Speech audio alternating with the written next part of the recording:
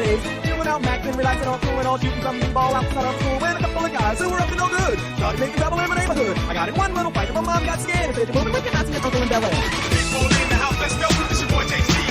So pass that thing and watch me play. Behind my back, you know what's next. Jam all in your face. What's up? Feel the bass. Drop it, lock it down the room. Shake it, wake it, face the moon. Don't you tell me to stop. You stick around and make it put your wild. Like knowing me on what you can die. Me and Pete Thomas so versatile. Style, profile. I said, anyone that you act when I hit ooh child. From the heart you never have to run now. I will never go to the very last line. Who's the battle I will provide. Get it good, hard rock. Big a big girl, she on the job. Now stop when we get a spot. When we move the weight like she on the fly. When the track, I got to know. Tack team, tattoo, cause I'm rock, raw. Half black, half white, diamond now. Gang your money, all the time. Yo, I'm running through these halls like Drano. I got that devilish flow. Rock and roll, no halo. We pull you up. Yeah, that's the crew that I'm repping on the rise to the top. No land in our Zeppelin. I'm a nice dude with some nice cream. See these ice cubes, see these ice creams. Eligible bachelor, $1 million boat. That's right again. What's spilling down your throat? Phantom, exterior like fizzles, an interior like suicide wristwear. I can exercise you. This could be your phys ed. Cheat on your man, that's how you get it his head.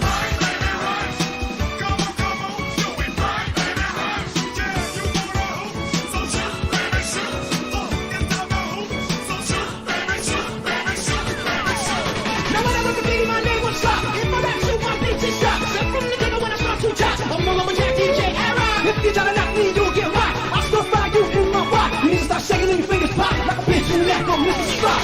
Step up fast and be the first girl to make me throw this cash. We get money, don't be mad. Now stop. Hate is bad. One more shot for us. Another round. Please fill up the cup. Don't mess around. We just want to see you shaking up. Now you home with me. Can I get me up?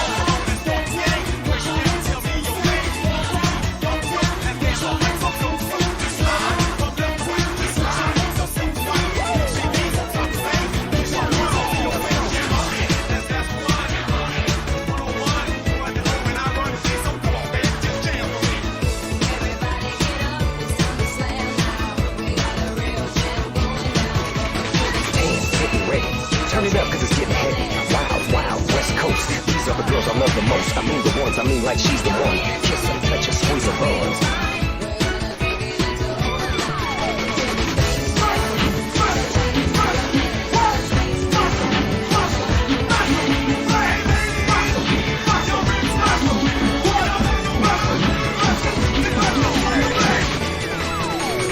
I gotta testify. Come up in the spot looking extra fly.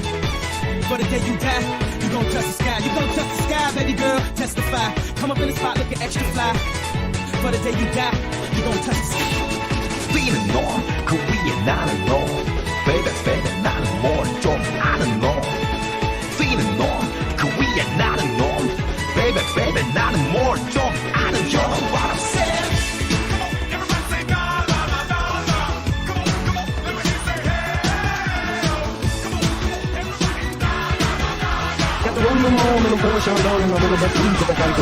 Mario T like to keep it clean. Wanna shine like Gates on beam. Keep on running cause that's my dream. Hit more deep or stick it to theme. Now when it comes to envy, gold and green. Jealous of the rhyme and the rhyme routine. Another dimension, new galaxy. Intergalactic planetary.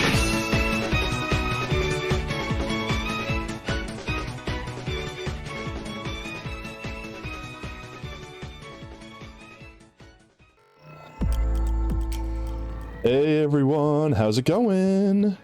It's Thursday stream. Welcome back everyone, and thank you for joining me.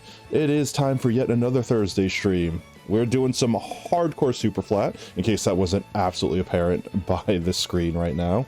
I did a little bit of work off stream, and by that I literally mean I made a circle, and I pretty much did the math. It was hilarious. If you want to watch me flub around like an idiot trying to figure out math, the beginning of last stream I basically did all the math and then got way too bored, and I figured I would just screw around on a creative world to make sure that my math actually worked before I spent the time building it in the hardcore world.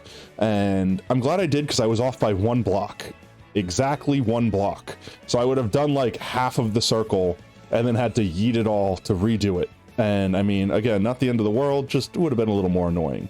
So I pretty much got the thing down, made a little code so I would know exactly what I have to do. Like, you know, you have half of it memorized. It's like 16, 12, 8, 6, 6, 5, 5. Like literally like the steps that I would need to do for the circle.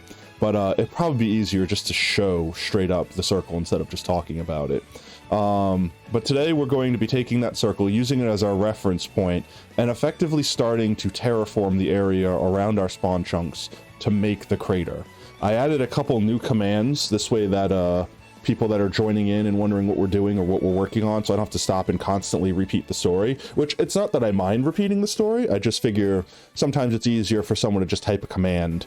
It should be exclamation point project and exclamation point lore, and those should be the commands so that if anyone comes in, you can just pop that in and it lets everyone know exactly what's going on, both the story of the world and specifically what we're building. But I think other than that, we're pretty much good to go. I might go visit our sand farm real quick and get a bunch of gravel. But I might also just AFK off camera at the farm to get a bunch of gravel to turn a bunch of the dirt we have with the gravel into coarse dirt, because I am going to use a lot of coarse dirt for this build because I don't want it to be grass and the coarse dirt looks, well, more coarse. With that said, I think we just jump right into the world. We'll get some tunes going and we'll do it. Let's go.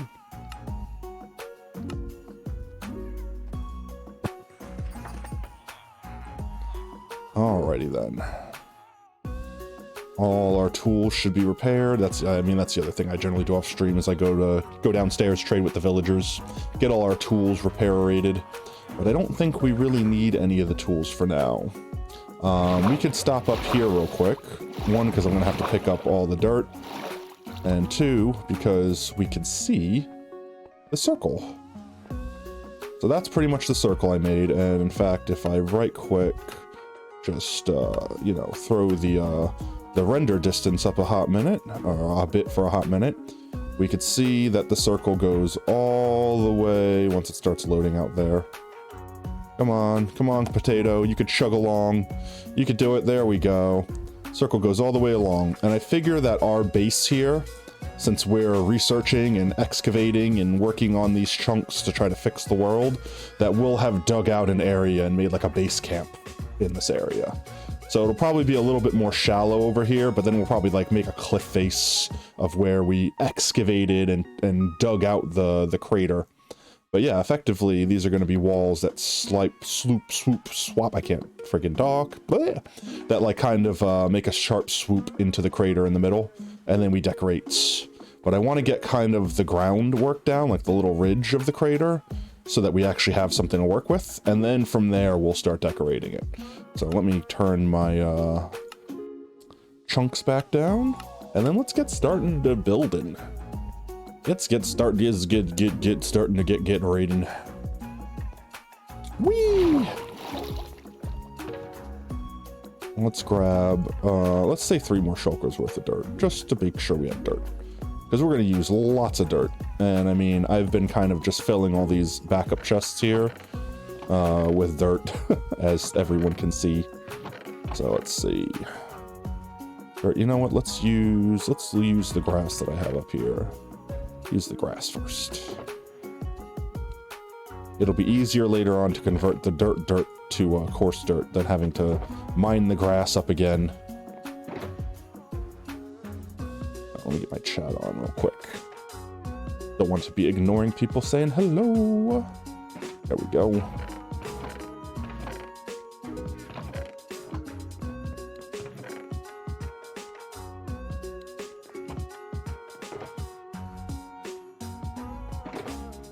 And come on, a little bit more, a little bit more. There we go. It should be a full box worth. It is. And some extra.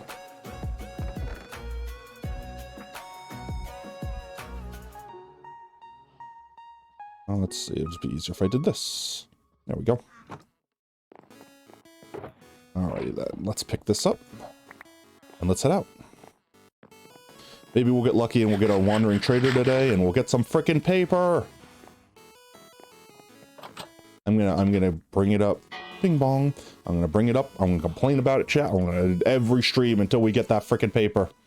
You name it. Alrighty then. Let's see. About to be nighttime here. I guess we'll start furthest away because I have a bunch of dirt out here already. Hey, Antisocial Bean, how's it going? I'm glad you could join us. Hopefully you're having an absolutely poggers Thursday so far, my man. Woo! I can't wait to have fireworks. All the fireworks. Hopefully all this construction gives wandering traders plenty of time to come on out here. Let's see. So to make a scoop that kind of goes up to here, let's throw the dirt down here, and we'll just fill our inventories up for now. Boop and bop. And let's just grab a full inventory of that.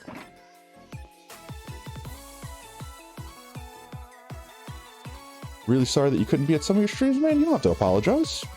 I always tell people, you just come by whenever you want to come by, and you never have to feel guilty about not coming by. We'll be here doing the thing, whether you're here or not, and if you really want to see the content, we always got the VODs, so you can always go back and watch it, and the fact that you're here now is all that matters.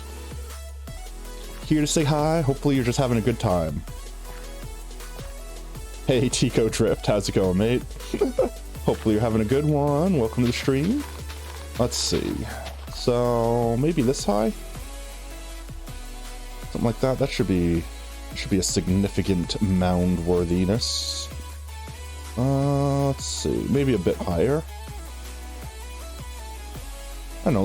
Let's mess with a few variations. Maybe over this way?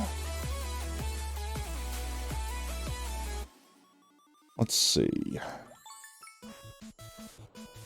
I'm definitely thinking at the corners it's going to be, we are creating this crater that happened from the explosion, so to speak, in this world. It's the lore. I have a couple of new commands for everyone in chat that wants more exposition. They could type !project and !lore to understand the lore behind the project we're doing, and then to understand the project that we're doing. But effectively, we's building a big crater. And effectively, from this point on, we're going to start turning this world from a super flat world into a normal world. Let's see.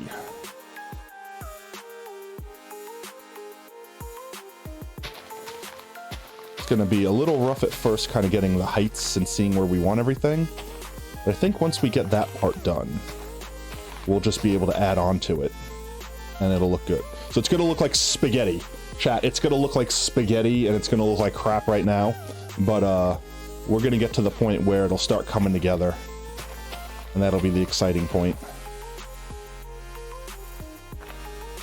Let's see.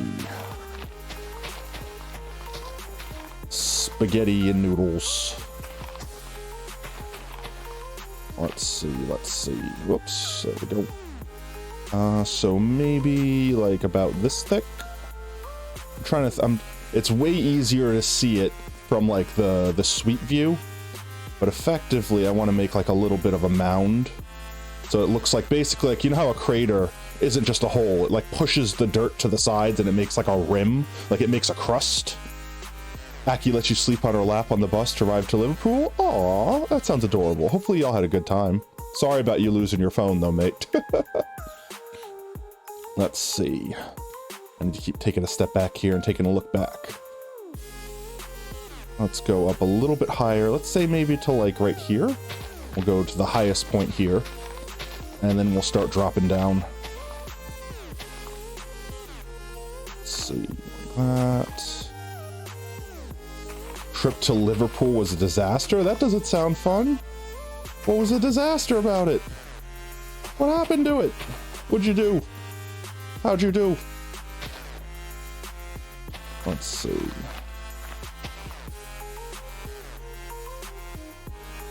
And then we have to go effective. Oh! Ooh, chat. Ooh, chat. Ooh, chat. This could be it. This could be it, chat. This could be it. I need luck. I need all the luck. I need all the luck. I need all the luck. Chat, I need the luck. This could be it. This could be our chance, chat. Ooh, please. Ooh, please. You have the audacity to sell me slime balls. I'm gonna buy the ferns, because we can't get those anywhere else. And then I'm gonna murder this pleb for not giving me frickin' sugarcane. I want me sugarcane. You give me luck. I appreciate the luck. It was unfortunately not enough luck. Not enough luck. Let's go away. I'll buy the tulips too. I don't care about the pufferfish at this point. I'm salty. I'm a salty boy. I literally spent all... Oh no, I just have more money on me. There we go. Sad, sad, sad, sad. There we go. No, time for him to die.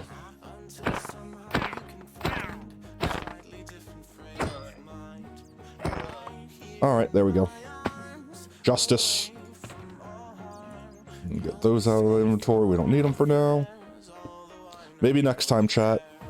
Excuse me. Where did that go? Did I pick it up already? I think I picked it up immediately. That's weird. Give. You know, I don't want that. I have leather. I have a cow farm. All right, back to what we were doing. Maybe next time. Maybe we'll get luckier next time. All right, so that's our swoop up, right? And then we gotta start coming down.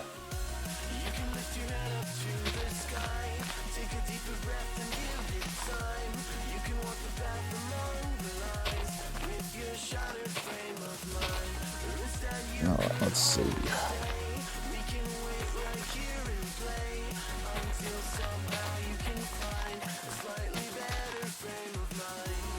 Well, Liverpool was a dastard because you got lost and then found out that Ash lost his phone. Yeah, that's the worst part.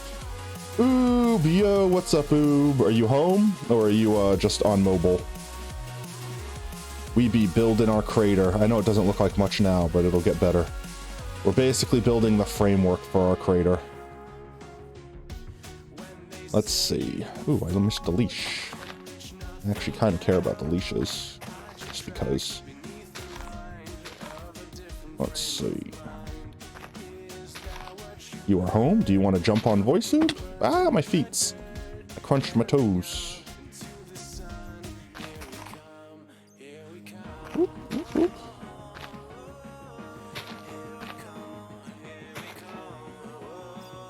Let's see. I basically want to get a bunch of reference points, chat, and then basically just start connecting them. Yes? Okay, 1 second. Let me get Oob. Let me get Oob to join us.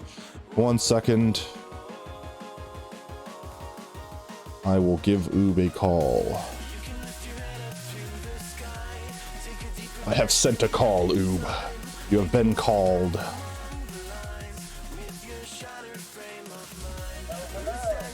Oh, 1 second. I have to fix sound. Sound. There we go. Try it again. Hello? Yes, okay. We should all be able to hear you now. All right.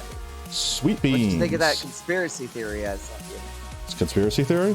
What? You sent me a conspiracy theory? The Discord, the picture on Discord? Oh, I didn't check. 1 sec. Let me look.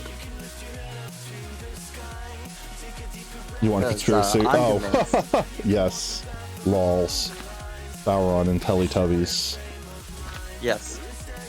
That baby that is sinister. I don't care what anybody says. It is a sinister baby. In the Teletubbies is there's something going on.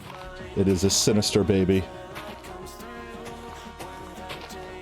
Sinister baby indeed.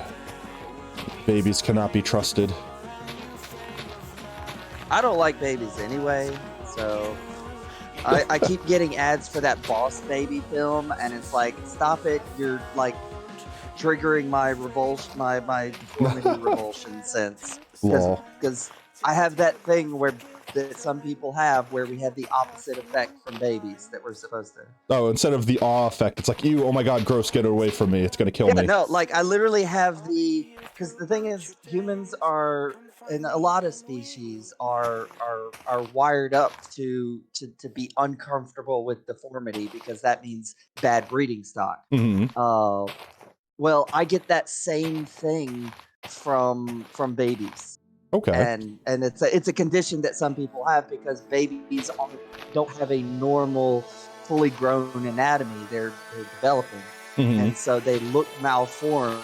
And my brain like triggers like alarm bells that say that I need to run away, Law.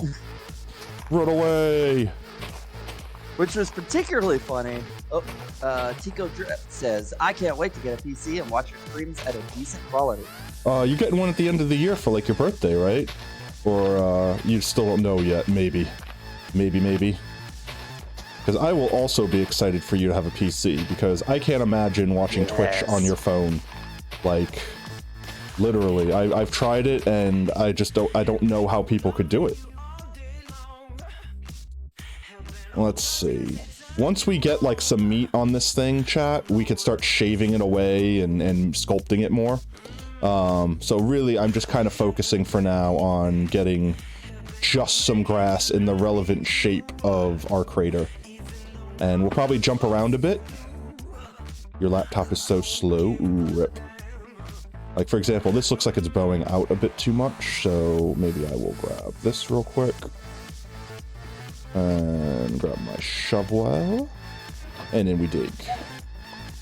And then we could kind of just go like, you know, like that. And scoop it in the correct direction. Who all's here? I'm not sure. Because my format keeps getting changed, and I don't know where my list of anybody is in the chat.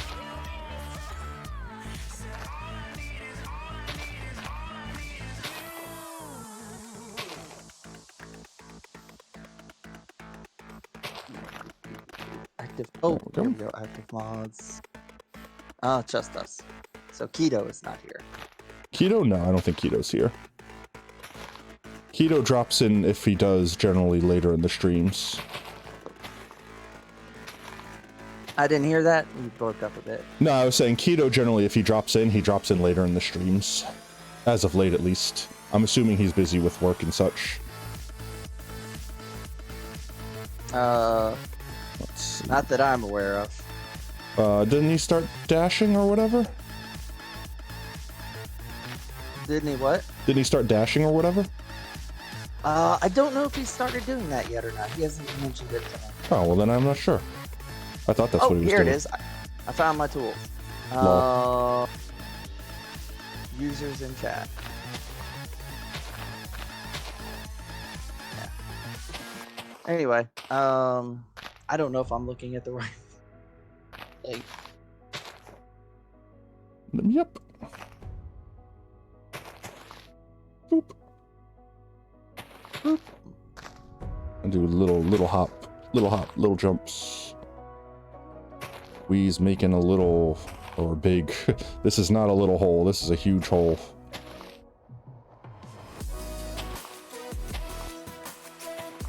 And so what is this device that you're building currently supposed to do? Right now it's on a device. We're terraforming. We're basically making landscape. Alright, and so what are we trying to make? Currently we're making a crater. And I actually added commands in chat so that people could type !project and !lore to understand the reason that the crater's in the world and to understand the thing that we're building. So if you want, you can test it out, because I haven't tested it out yet. What do I type? Just type !project and !lore. It should be in the title of the stream too. There you go. Project build. We're currently building the massive crater that was the result of the bomb that went off in the world floor. This massive crater that takes up all the spawn chunks that the rest of the world will be building. The beginning of us trying to repair the superflat, make it into a normally generated once more bit by bit. I like it. And lore. Long ago, the former heroes of this world failed to stop the catastrophic event on the primordial chunks, the spawn chunks, nice, leading to a massive explosion that destroyed the primordial chunks and rippled through the entire world, destroying most all life and flattening the world in the wake of the event. The damage from the resonance of the bomb left nothing but the undead, slimes, and other monsters to inherit the world for eons. That be the story. I like it. Our world has a story. Someone is blowing up my phone right now. Who the heck is messaging me so much? Someone asking if I want to go to lunch. I am busy. I be doing the stream thing. I can't eat. Not now, at least.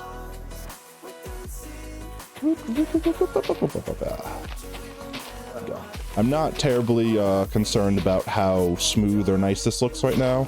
It's basically just going to be throwing some dirt down and then we'll sculpt it afterwards. We also have the Pride Tato. That's noob. Oh, we have a Pride Tato? We do. You could use I think it's capital P, Pride Tato.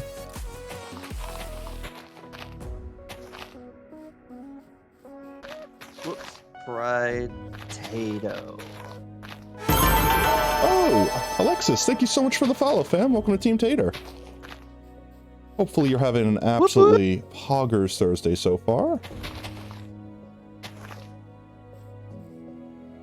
So effectively... Oh, by the way. Mm-hmm. Are we caught? I remember we ended the stream. We had followers, but we didn't do follow them out. We have a couple followers we need to add to the end of Follower Mountain today. We have, well, now we have Alexis cool. as well. We have SFS Medic and we have Monkey Stew. I'm assuming that's what he meant with his name because it's. Go ahead. Does Alexis know about Follower Mountain? Probably not. I would assume. Follower Mountain, for everyone in chat that's not aware, is effectively all of our followers. We give them, we dedicate a block to them on this mountain that actually we could just barely see from over there. Every block on that little hill that's in that area over there is basically a follower. And at the end of every stream, all the followers that we've amassed since the last stream, we add to that mountain. So, Alexis, if you'd like, you could choose a block that you might want to embody yourself with on said Follower Mountain. If you don't, we will just pick one for you, but certainly if you have something, maybe your favorite Minecraft block, as long as it's not something unreasonable like a block of netherite or something like that, then we're more than happy to accommodate. Let's see, I think I'm going to roughly just follow this circle from this elevation, and then at certain points we'll just dip down, and that'll be the way I attack this thing.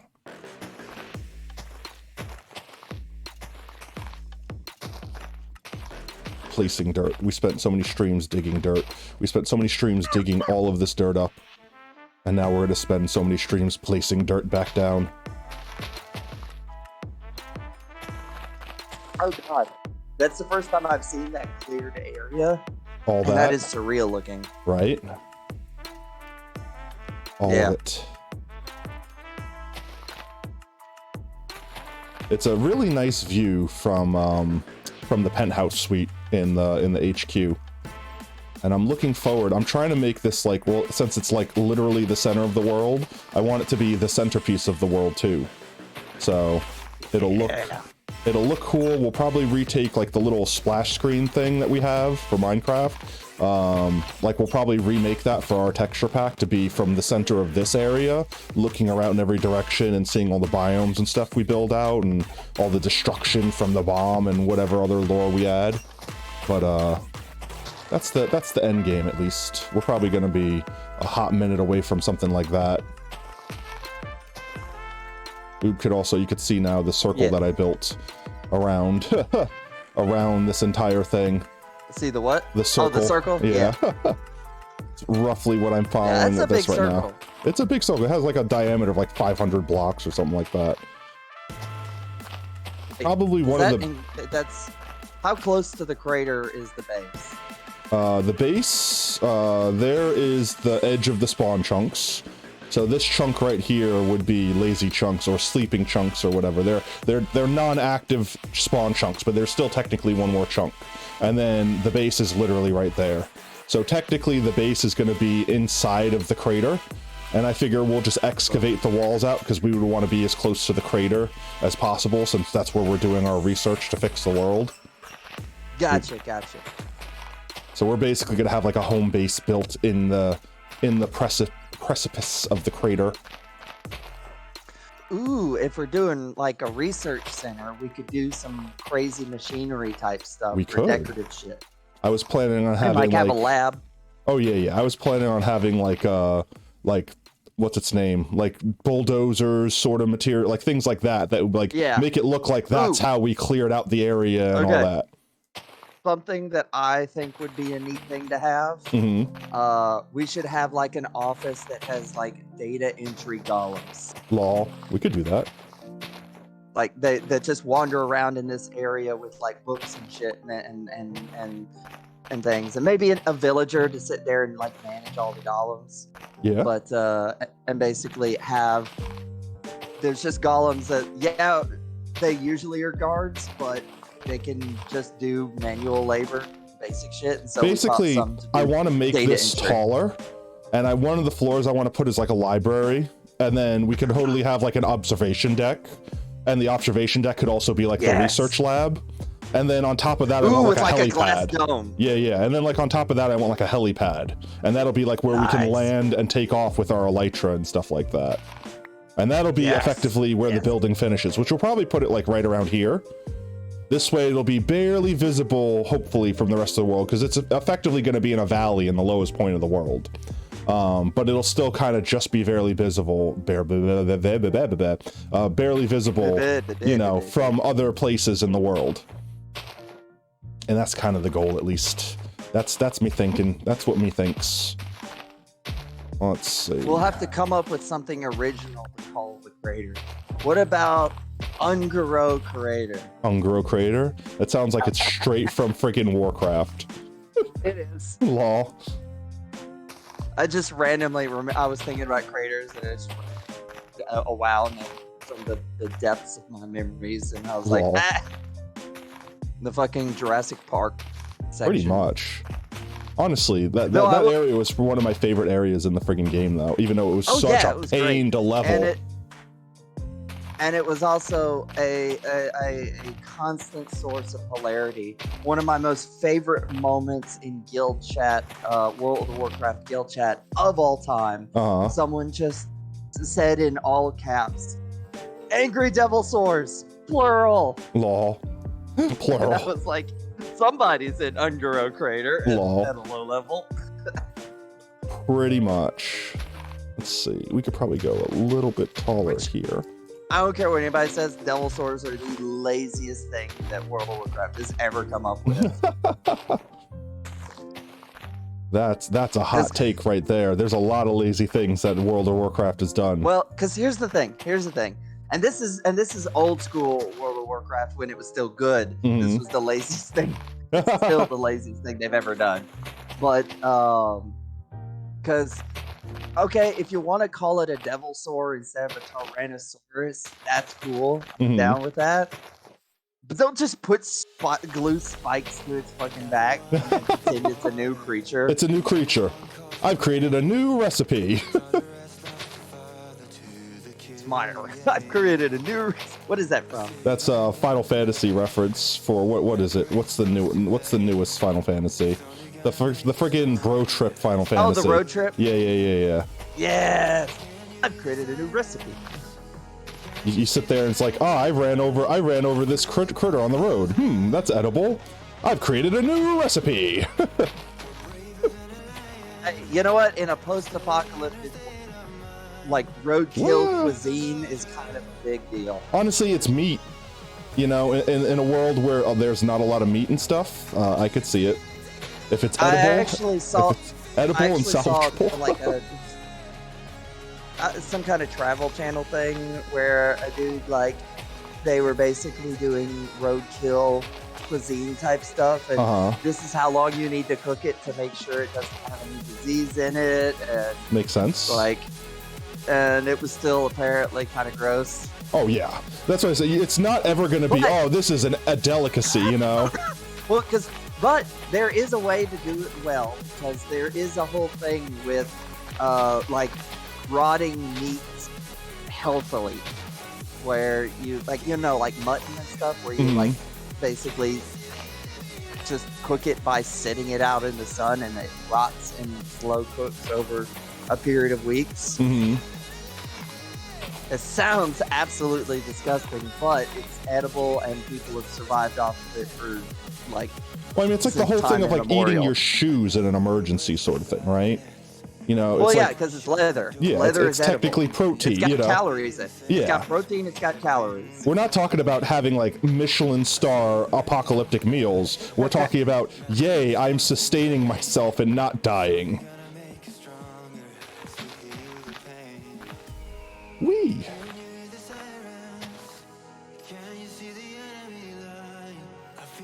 I feel like the best way we're gonna do this is we're gonna make a bunch of these little spaghetti noodles. We're gonna connect them one by one, and then we're just gonna kind of shave away what doesn't look good. And then little by little, we're just gonna eventually go around this entire circle doing that. And from the inside, it'll look like a crater, and from the outside, it'll look like this weird shelf. Because like from the outside world, it'll still look like this until we get to these areas. So looking back at it, it'll just be like, you know, this hollow hill effectively.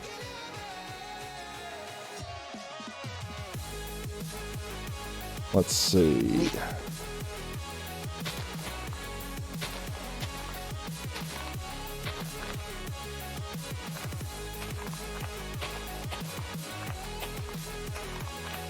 But yeah, I'm literally just, you know, off the cuff making this up as I go. I don't have like a schematic. Like I had references that I was looking at for like what a crater looks like, and that was like about it. That's my reference. Is a crater exists in the world. I'm gonna try to make something that looks like it.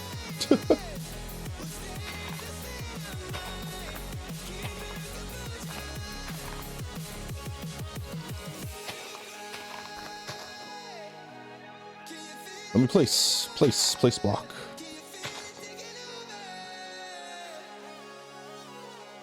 Do what? I was trying to place a block and it wouldn't let me.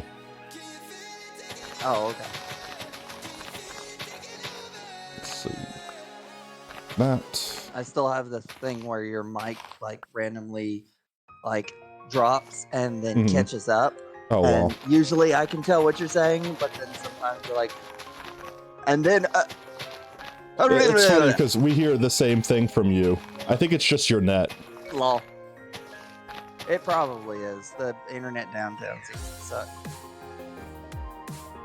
Let's see. These corners are going to be the hardest parts. So we're probably going to have to like kind of make up a little bit of a... Like it's not going to be a perfectly round crater. Even though the thing it's based off of is round, which is why I was kind of like, why am I spending so much time making sure this thing's perfectly round? And it's because it would drive me crazy if it wasn't beforehand. But I mean, I've looked up, like I've done a little bit of research on craters, and they're not perfectly round in real life either. Like, if there's a mountain or something firmer in the way, it'll keep the things from pushing out, and you can have square-ish craters. So I'm not going to be horribly upset if this thing isn't perfectly round. Because it's like, if you're like, okay, like if a meteorite lands in sand and everything is sand, yes, it's going to be almost perfectly round because everything is pushing out of the way evenly. But if it like lands in a mountain where there's dirt and stone and water, you know, like certain things are going to give easier than other things. So if you have like an area that's like going to be flat, like a circle, like a D shape, because the left side where the line, like the straighter side is where there was a bunch of stone, and the right side, which is a bunch of dirt. So the dirt gave way easier than the stone, you know?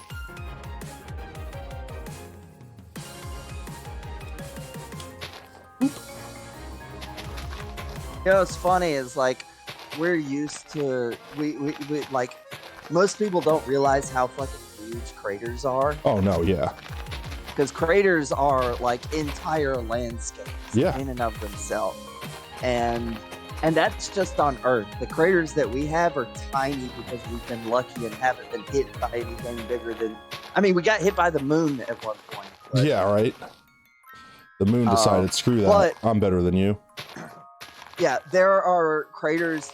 The moon is tiny, and there are craters on the moon that entire cities can fit on. Right. Or in, rather. So, Actually, no, let's look up some numbers. Yeah, like I think one of the craters I was using for reference was like 13 kilometers wide or something like that, and it was like, oh, that's a small one. All right. The Vredefort crater is the largest verified impact crater on Earth. Ooh. 99 to 186 miles across. Wow. When it was formed, what remains of it is in the present-day Free State of South Africa. Now, I am not good with distances, so let's see. What's 186 miles compared to a city? How big is Shreveport?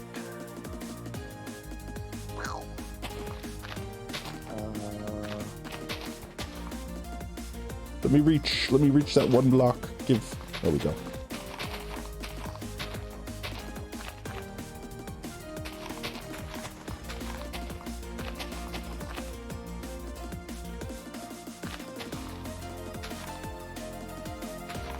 Oh, cool. What's that? It actually, so I didn't realize that we had a crater that Shreveport would very easily fit within that crater. Well, oh yeah, Shreveport's tiny, man. But let's look up average city size. Like honestly, even New York City, as many people as live in it, is tiny comparatively to a lot of cities that exist in the world. Especially like Manhattan, like the majority of people that live in New York City, you know what I mean? Like live in Manhattan, it's a fucking island. Like it's an island you couldn't even see from space. It's like a speck of dust on your friggin' screen. It's kind of crazy. I need more ledge. More ledge. Give me ledge. There we go.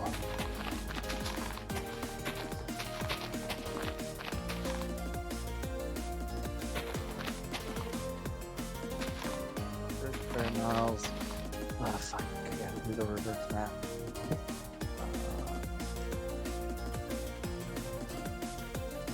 Let's see. From here. I'll go this way.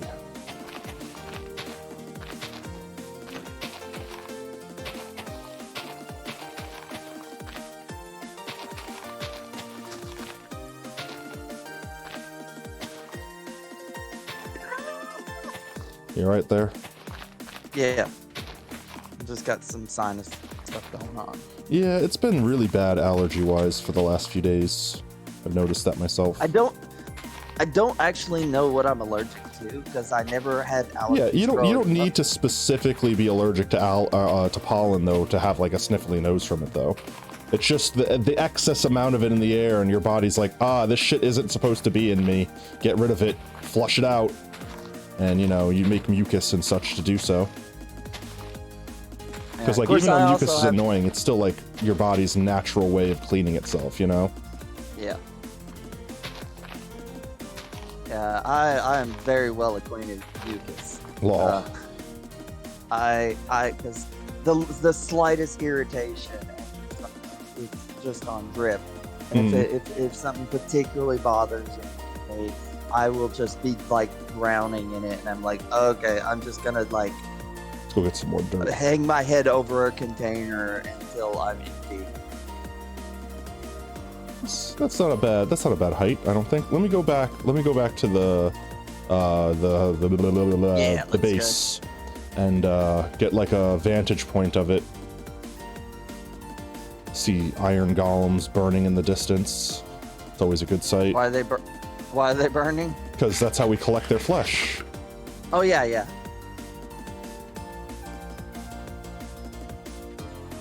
What a strange factory. Ow, how? I had a horse. I produce golems. We produce semi-sentient iron beings so that we can take their iron? Yes. Wait, where's the iron coming from? Magic. Spawn it from the universe. Yeah, I think that's a pretty good height. Let's see. And like, it's not going to be the same height all the way around. So like, it could go up and down, and you know, because there's probably but hills and stuff. The important thing is you'll be able to see somewhat into the crater from our viewpoint. Oh yeah, from our viewpoint here, we're gonna basically have like a cliff face here, like where we've excavated the crater, and we've What's cut that thing into in it. the center of the room? This? It's an aquarium. I don't think We've got our fishies in at it yet.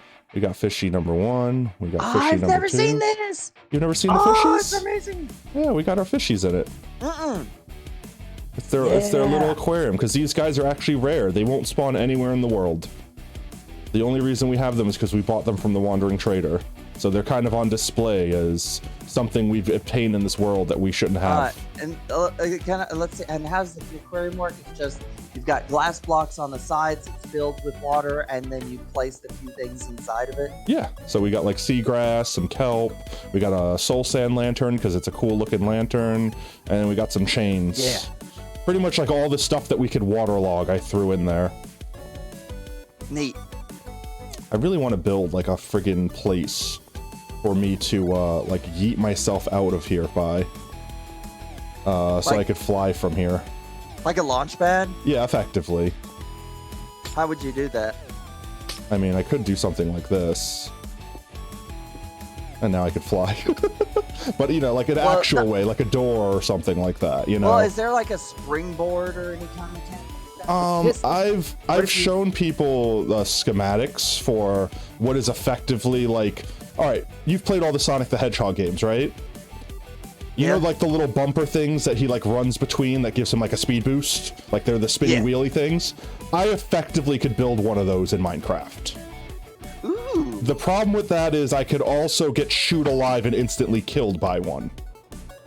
Ah. So it's kind of like... That's no good in a perfect world. Yeah, I'm kind of like, you know, as cool as it would be, I kind of don't want to risk the entire world for a convenient way of using fireworks. Like, once we get fireworks, I'll just fly everywhere. Like, it'll be super easy to go everywhere from wherever. Doesn't matter if I'm on the ground or doesn't matter if I'm in the air. But until we get that frickin' paper, I can't infinitely produce paper. Until I get that crash into a single meter of dirt. Good job, B. Until I get from the Wandering Trader the sugarcane to make a paper farm effectively, I don't have infinite paper, and I need paper and gunpowder to make fireworks. So in order to basically have unlimited flying about power, I need the frigging Wandering Trader's RNG to not suck. Okay, lore idea for the Wandering Traders.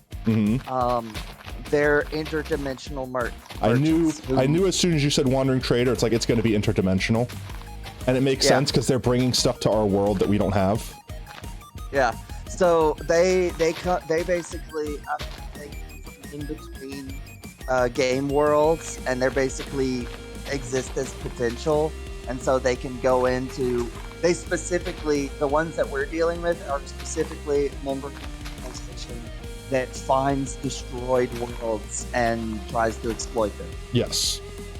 And the ones that come here like to sell me slime, not realizing that is my whole freaking world is slimes. You're literally selling me like dirt. It's like selling me dirt when I'm in a dirt world. 100% all dirt. Sometimes the interdimensional ice salesman is going to end up in Antarctica. Yeah, right? It's funny because even though ice, if you're in Antarctica land, would be like, oh, why are you selling me this? But like here, like we don't actually get access to ice ever. So like ice is actually very valuable to us. So yes, Antarctica guy, you're always welcome here. I'll never say no to your ice. But yeah, I think that's a quirky, cute, fun idea. Yeah. Let's see. Damn it! And I just had another wow moment. It's like, what would I call them? And then my brain went to Infinite Consortium. Lol. And I was like, God damn it, that's already a Warhammer thing. And I'm mad at them because I can't use it, even though that my use of it makes more sense than theirs. Lol. Because theirs just is there to sound fancy. There's nothing actually behind the name. Yeah. Whereas my idea makes sense. Because, you know, they're like passing between all the infinite dimensions that exist to find places that they can make a profit. Pretty much. That's the wonders of copyright.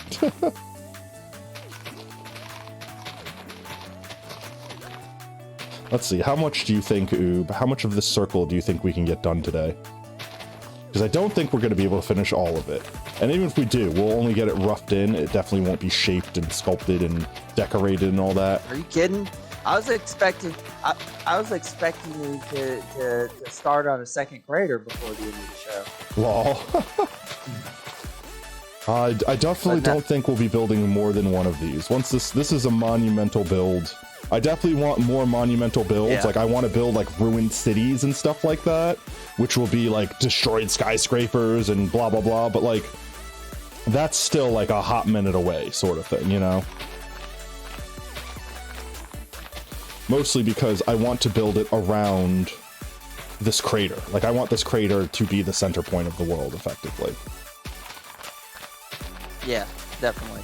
No, it's cool because we can come up with really exotic locales that develop in this weird, slightly broken world, you know? Yeah, and then We the cool could- thing is we could also have like the post-apocalyptic stuff. Like, well, this city was right here, but it's destroyed, so we don't have the technology to rebuild it. So we just built a little, like, a colony near it, and maybe incorporated part of the destroyed buildings in our colony, but like, since we don't have concrete or the ability to generate it, we didn't actually, like, you know, repair anything. We just kind of, you know, like, Do we built our have? shitty structures into them.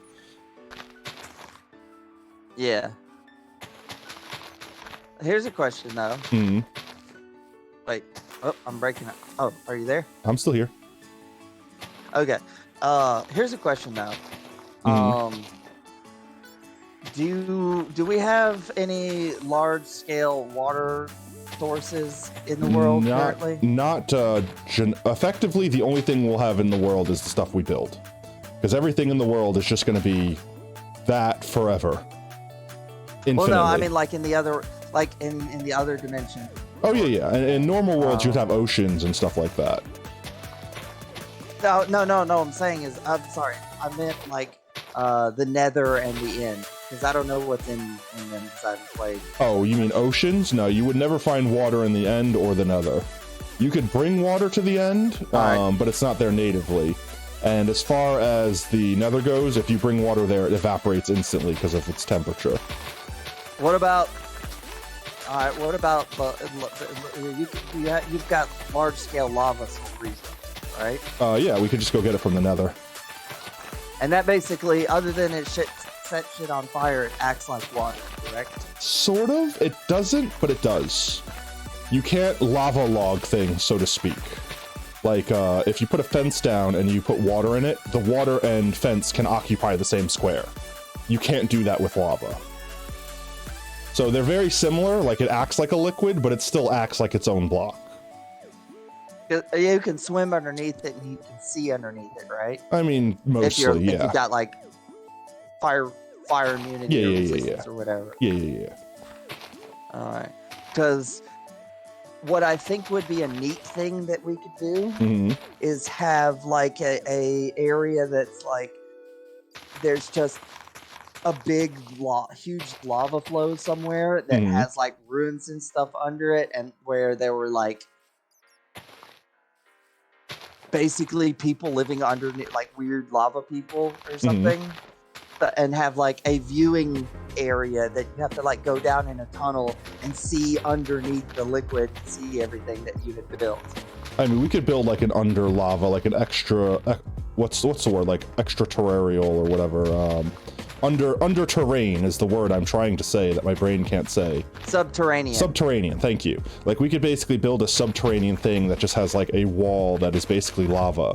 But we won't be able to really see through the lava from inside of it. It won't look like water underwater. It'll just look like a wall of lava, if that makes sense.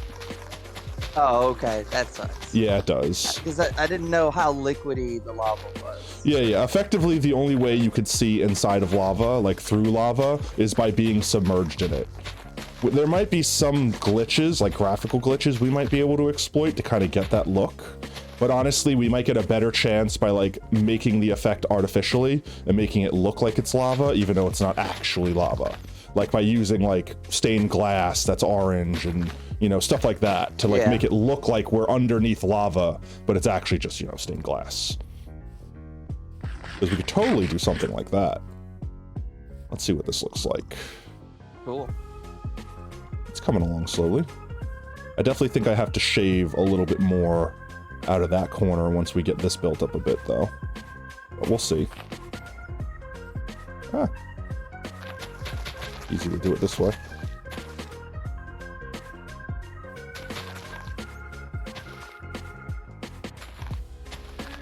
Let's see. I'm actually kind of liking this technique I have going right now. It's working fairly well. Coming up here, building like a ring to a layer, and then going beneath and kind of making the second one. I can definitely tell from a glance at watching you play that you're an experienced Minecrafter, because you place blocks like a champ. Like, I place blocks like a champ. I place the blocks good. It's funny because like I watch some people place blocks in ways that just blows my mind, and I'm like, how? Just how do you click with such accuracy? Like perfect examples, like the people that do the speed bridging thing. Like, have you ever seen speed bridging, Oob? Yes, I've seen that. So it's like effectively like they're going out like this way and just doing this, but while they do it, they like let go of the crouch key so that like you can effectively fall. Because like when I'm crouching, I could basically stand off the block and never fall. Like as long as I'm doing the sneak, I can't fall off the block. As soon as I let go, I could. Yeah. So effectively when you're doing that, all you have to do is like, you know, walk off the edge and you can place a block. But sneaking is significantly slower than moving. So you have people that literally like place a block, stand up, place a block, stand up, place a block, so that they can like do this effectively, except for not fall like I did. You know what I mean? And they're basically like just doing it like I'm like, oh my god, how? I can't, my brain cannot comprehend how that works and how people do it. Just like I'm sure it's just a muscle memory thing, you know, like they're just used to doing it. But like, my god, it's like one of the most impressive things I see people do. And even more so when people do it with like half slabs, because then you have like when you're doing that crazy thing, instead of having this little space that you have to click on, you have even less space to click on. And I don't know, it's cray cray. It's like, well, the kind of crazy shit that I've seen, like humans' ability to adapt to like specific weird skills is incredible. Oh yeah. I'll give you a great example. First of all, when I think it was BioShock Infinite, one of the games I played recently, where when I installed it, the mouse sensitivity started all the way up, and I could not function at all because I like barely moved the mouse and it flies across the screen. And so I turned it down and I was like, okay, I can deal with this. This is more. And what's funny is I've seen people do, like, I saw a meme the other day where it was like, actually specifically, I got a buddy who doesn't have a PC, so he's kind of edgy about how much he likes playing console version of first-person shooters. And then and I was, you know, and we kind of razz each other on our different areas. But he was talking about how he had a meme where it was like, PC gamers, oh, you know, you just can't be precise enough to play a first-person shooter. Oh, no, I remember what it was. Auto aiming, auto target. Our target assist is so OP. Yeah. Also, PC gamers. And then it showed some guy on like one of those police training games where he's just shooting balloons. I know, right? Effortlessly hitting every single one with absolute precision. Lol. Because if you have a good enough mouse, your brain can adapt to where you can react that Oh, yeah. precisely. And that's why I said And, some people are just freaking wizards when it comes to that. It's insane. I'll tell you another thing, and this is some credit where I'll give Keto. He plays the shit out of that Crunker game, Hmm. and he likes to crank the FOV way up. Hmm. And I asked him, and he was trying it on my computer because I've got a way higher end computer than his, Hmm. and I asked him to just, well, how far up does it go? And so he turned it all the way on. Oh yeah, and you like zoom to the point where you could see behind you practically. Yeah, and Yeah, I could do that here too. Watch this. Yeah. Like, this makes me fucking nauseous, and people do this all the time. Like, they play the game with this distortion. If I did this, my stomach, like, oh my god, I'm disoriented playing like this. Like, my fucking stomach gets queasy. Is nothing. No, this is nothing. This is like 90 degrees, I think this is technically. So effectively, it's like having a right angle, being able to see directly left and right of you. But like the people that have like the crazy Quake FOVs where they could like see behind them like 180 degrees sort of shit, like oh my god.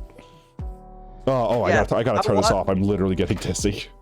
Lol. I watched him sit there and actually do decent with his FOV turned all the way up, and like he could just, I don't know if he could see behind him because most of the time my brain couldn't process it.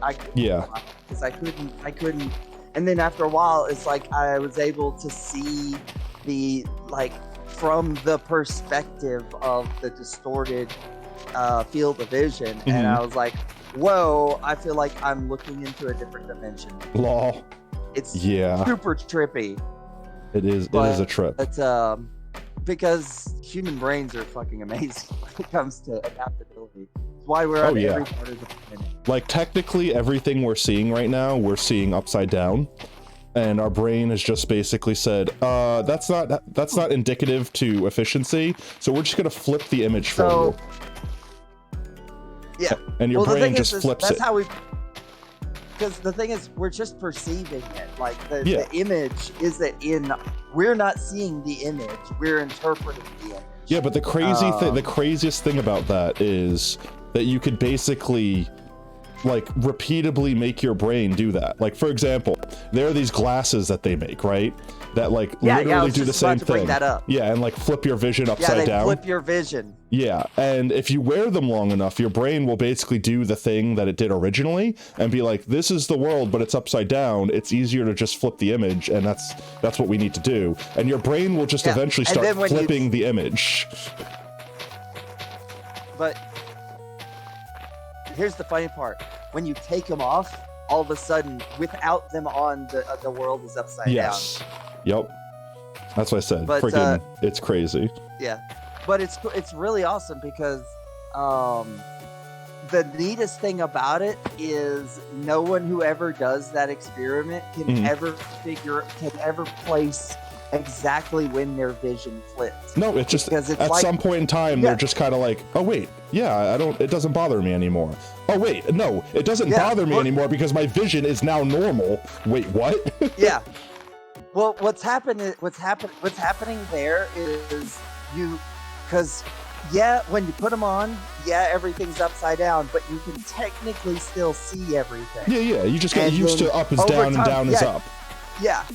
And then because you've gotten used to it, your brain perceives it as correct.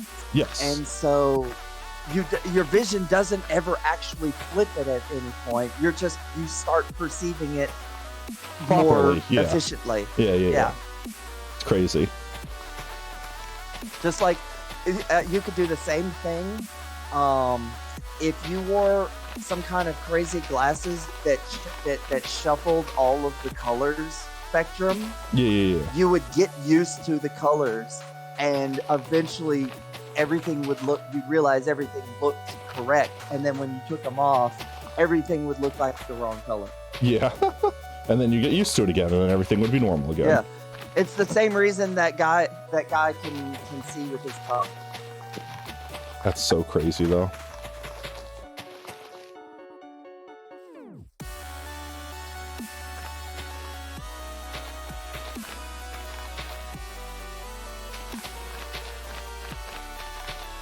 so much dirt.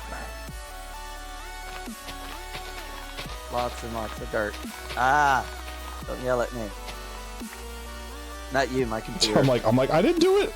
It wasn't me, chat. It wasn't me. Couldn't be me. No, it's Ubi. It's the fucking Ubisoft bullshit. Oh, okay. Ubisoft being Ubisoft. Yeah. But, you know, I gotta give them credit. If it wasn't for that stupid launcher, I wouldn't have known about the Flashback remake Nice. that I really want to check out. Yo, Ducks I are was gonna best. tell- How's it going? I was- Glad you could join us, Hey, mate. Ducks! Hope you're having a Poggers Thursday so far as I crunch my toes on the crater that we're building. BRB, I'll be right back. Sure thing. We'll be here. How you doing, Ducks? Hopefully you're having a good one. Sorry about that. I just yelled that greeting to Duck, and I realized that my bedroom door was still open. Oh, well, So I was just yelling across the house. it's like, hi, Duck. It's like, there's a duck in the house. What's going on?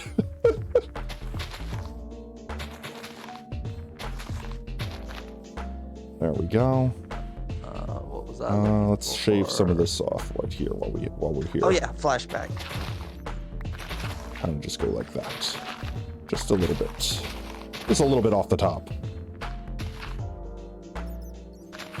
Like that. 92. And that's honestly how I figure we'll do this, is we'll just kind of keep looking at it, shaving, reconnecting, shaving, adding, shaving, like that. Until it's done. Until we have pretty crater. Sorry, you're late? You don't have to worry about it. You're not late. You're here. That means you're on time. I never, like, that's the thing I don't get. A lot of people super apologize for missing stream or being late, and I'm like, bro, you're here. That's all that matters to me. As long as you're having a good day and nothing's gone wrong, then you don't need to worry, mate. There we go. Let's see how that looks now. The new and improved corner that we just did here. Let's see. I think that already looks better. This corner needs a little bit shaving. It's just like that. Yeah, there we go. I like it. Let's keep going. I'm really hoping we get one more wandering trader today. I just want one more chance at some frickin' paper. Let's go get some more dirt, because we's running low. How are we doing? I'm doing absolutely poggers. Any day that I could stream is a excellent day as far as I'm concerned. How about you, Oob? How are you doing?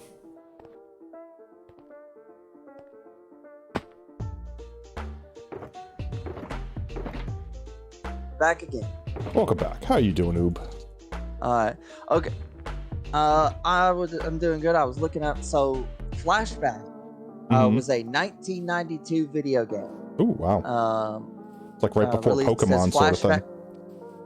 Yeah. It was originally designed the Sega Genesis. However, it wasn't released until '93, and was also ported to the MS-DOS, which is how I played it. It was one of those DOS games from back in the day. And it was also on the SNES. Oh wow, they ported it a bunch. Sega CD, 3DO, CDI, MS-DOS, DOS, the Jaguar. Wow. It's Which been around. I've never in my life seen an Atari Jaguar. I haven't seen or played a Jaguar. I have a Commodore I should say, a Commodore 64 though, which I think is older than the Jaguar. Yep. You know, I'm impressed. It's exactly what I would imagine a next gen for that time. Atari console to look like. What does it do? Cartridge or CD? Because I know nothing about the Jaguar. 32 bits.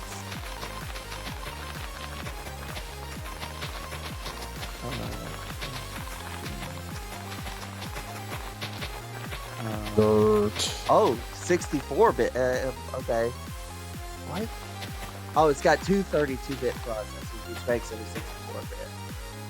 And apparently they called them Tom and Jerry. I don't know what that's about. Okay.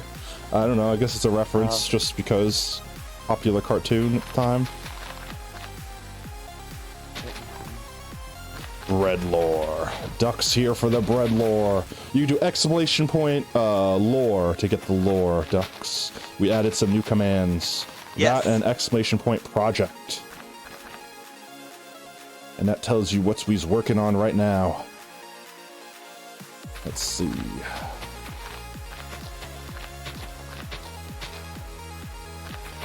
Put down all this dirt after we just dug up all the dirt from over there. Now we're putting it back down. Okay, so that version, the one I'm looking at now, is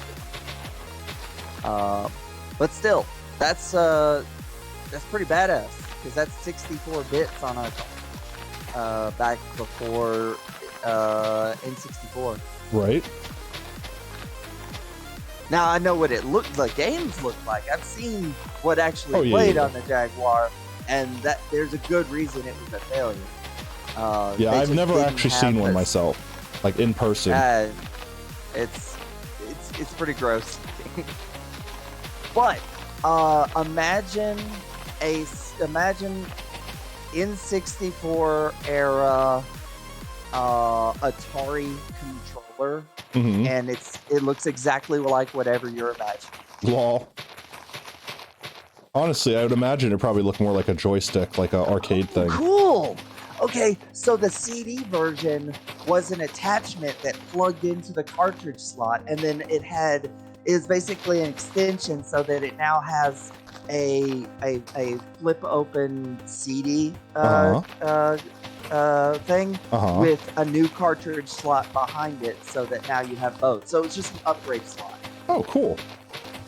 It's a really badass console. Looking at it and looking at its specs, it's huge failure because they didn't have the software writers. Nobody could put out a decent game on it. Honestly, that was kind of the same. I feel like the same fate with the Sega Saturn, because the Sega Saturn honestly had a lot of really good games. And the Sega Dreamcast. Well, yeah, no, the Dreamcast was really an extreme effect.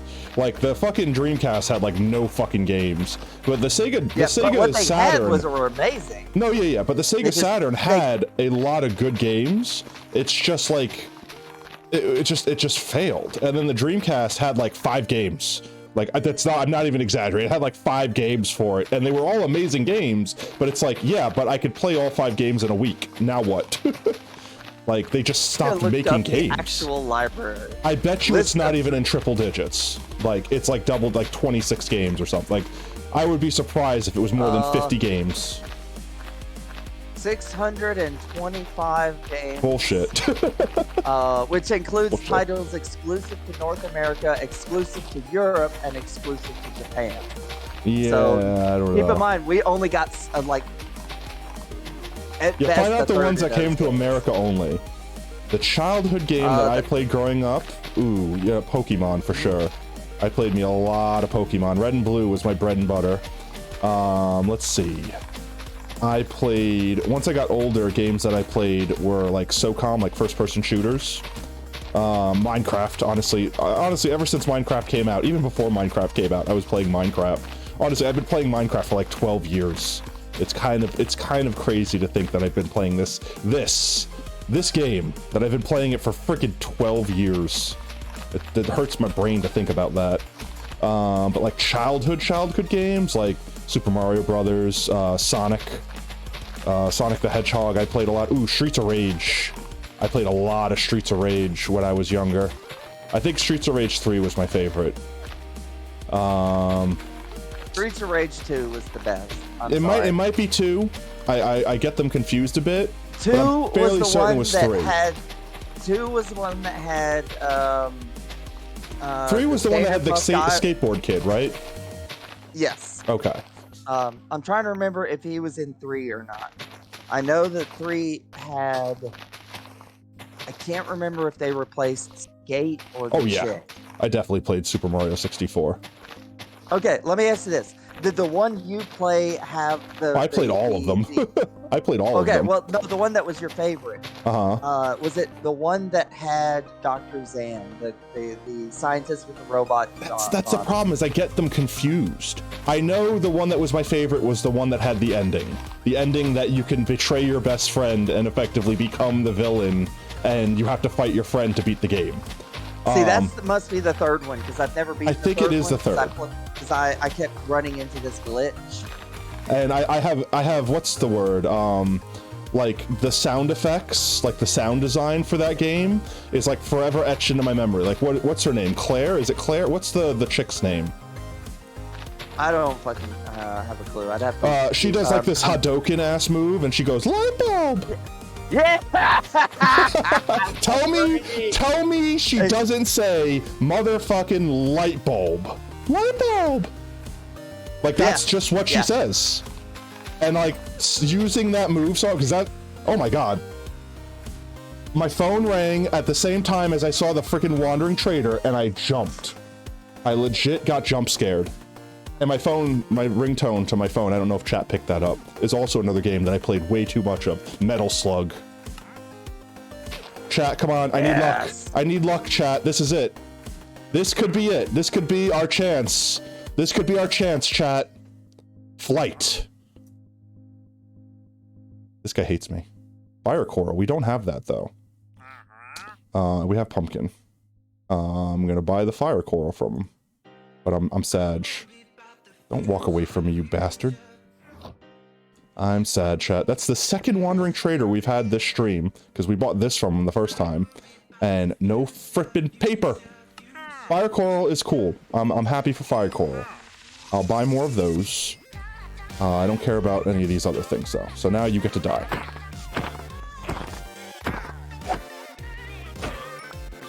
Die. I'm gonna kill so many freaking Wandering Traders in this world, chat, because they won't give me my damn paper. All I want's my paper. Alright, we'll put that up there for now. Put that up there, and pick this back up. There we go. Maybe we'll get a third one this stream, chat. I say hopingly. Hopingly? Hopingly. Did you just say hopingly? I did. I said hopingly. Ooh, you should know me by now. I make my own words. It's like Beck has the Bectionary, I have the Potato-nary. Alright, this will just be an estimate one. Let's get back to dirt placing. Dirt placerating. 8, 1, 2,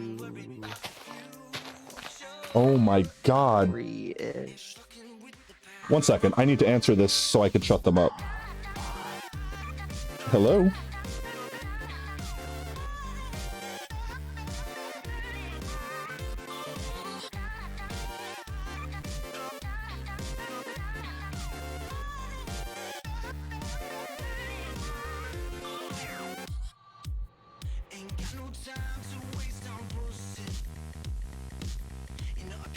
And it was a wrong number, but they wouldn't stop frickin' calling me. Alrighty then, I am back. Sorry about that, chat. What were we saying? Yeah, no sugarcane, Sag. It's alright, we'll get it eventually, chat. We'll get it eventually. Probability dictates that eventually we have to get frickin' sugarcane. Eventually. Insert dream joke about probabilities and all that here. No, but Kappa. I'm not throwing shade, chat. I'm not throwing shade. I'm not throwing shade. I don't personally give a crap about it. I'm assuming everyone in chat has heard that drama though. That's blowing up on Twitter right now. I actually haven't heard anything you've said since you've gotten back. Oh, beautiful. What drama are you talking about? Oh no, the Dream admitted that he cheated speedrunning drama thing. It's like currently exploding everywhere on friggin' Twitter. It's like it's like one of those things. It's like, guys, it's not that big of a deal. Like, I mean, just everyone it's like it's a video game, guys. Like, no one needs death threats over a flippin' video. You know what I mean? It's the place dirt down. It's not that serious. honestly, the whole thing was handled poorly from everyone's. I'm gonna have a hot take right here for a second, chat. Everyone handled it poorly, okay? Like, all sides. I don't think anyone was in the right.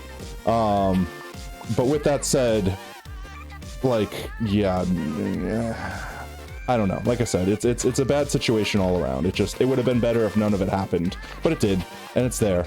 So now the only thing everyone could do is just be like, okay, well, that sucks. Moving on. That's it. It doesn't need more airtime than that. What were you saying, Oob? I don't know. Lol. Oh yeah. Oh, and I lost it. Rip. Well, no, I lost the number.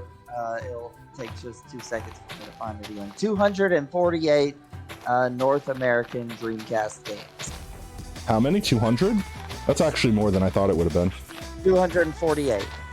Now, they all came out in like not even 3 whole years, because that's how short its lifespan was. Mm-hmm. It had a single game that was supposed to come out in 2002, but it was some sports game. Mm-hmm. But they shut down before then. Yeah. Honestly, Dreamcast was a freaking amazing system. I don't know if anyone got the pleasure of playing it, but I rented the system. Like, because that was a thing that my local stores, my local video store did it.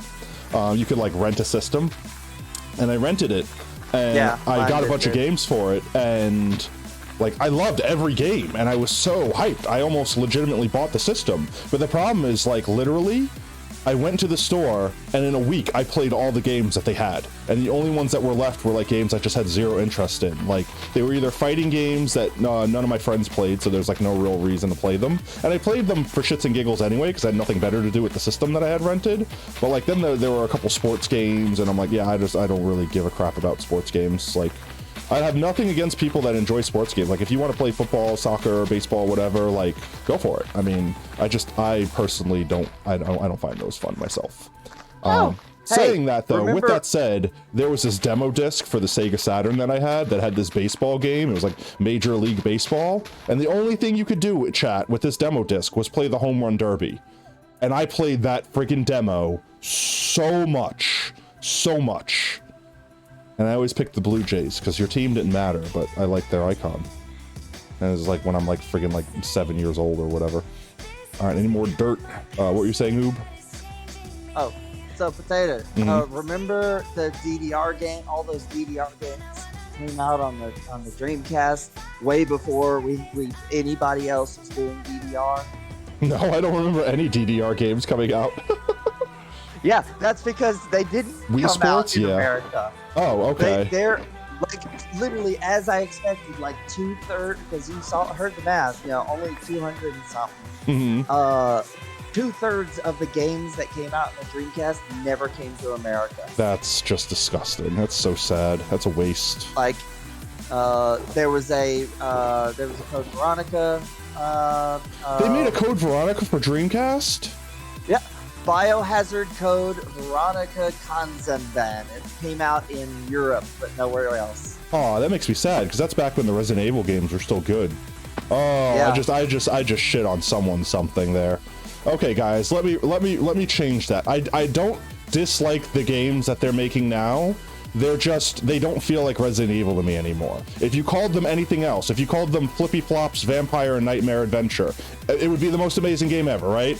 Like, they're good games. It's just they've strayed so far to me from what was the classic Resident Evil. That's it. That's my take on it. That's all. Keep in mind, here's something to keep in mind, Potato. Something really important to keep in mind. Resident Evil isn't just a game series. It's also a story. Yeah. They've made different games that were different than the standard format, like the first-person shooter ones. Oh my god, don't talk. Dead like, Aim doesn't exist. It's not real. It can't hurt you, chat. Resident Evil Dead Aim does not exist. It can't hurt you. It's not real. Don't ever mention that video game in my presence ever. Okay, I'm going to talk about this game because this is a real Resident Evil game. And it's the worst video game ever.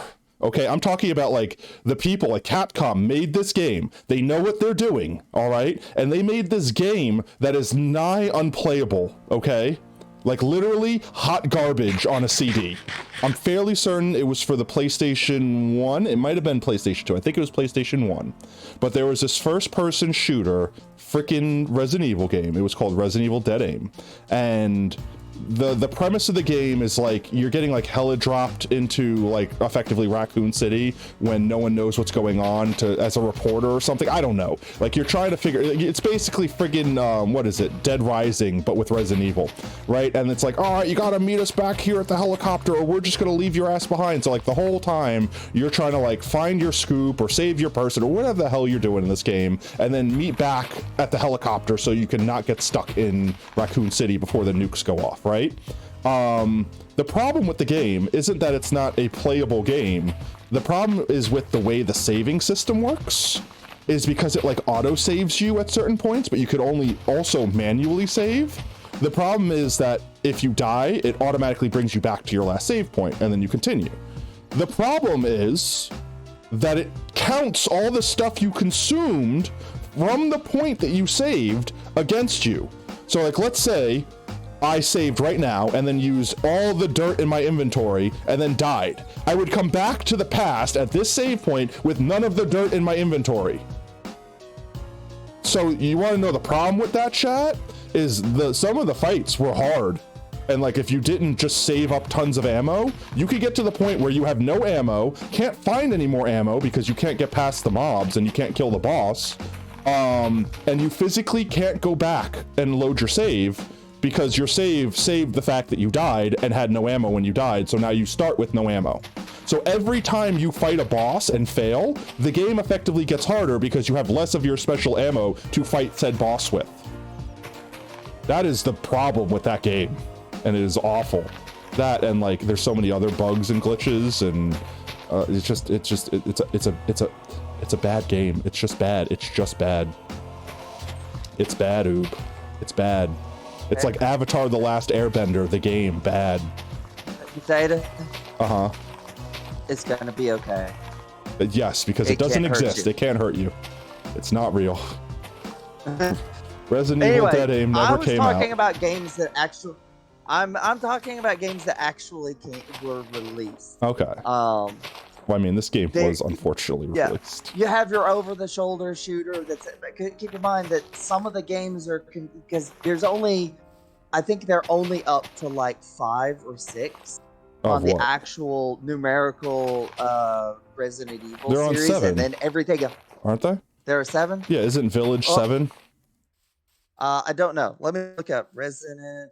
I'm fairly certain Village is 7, and that's the one that they're up to. And now vampires are real, and mold, and yada yada. And I never played it, so I'm not going to spoil chat. I can't spoil anything because I've never played it. I just know that it's got the big, tall vampire lady that everyone wants to step on them. That's a thing for some reason. I don't know.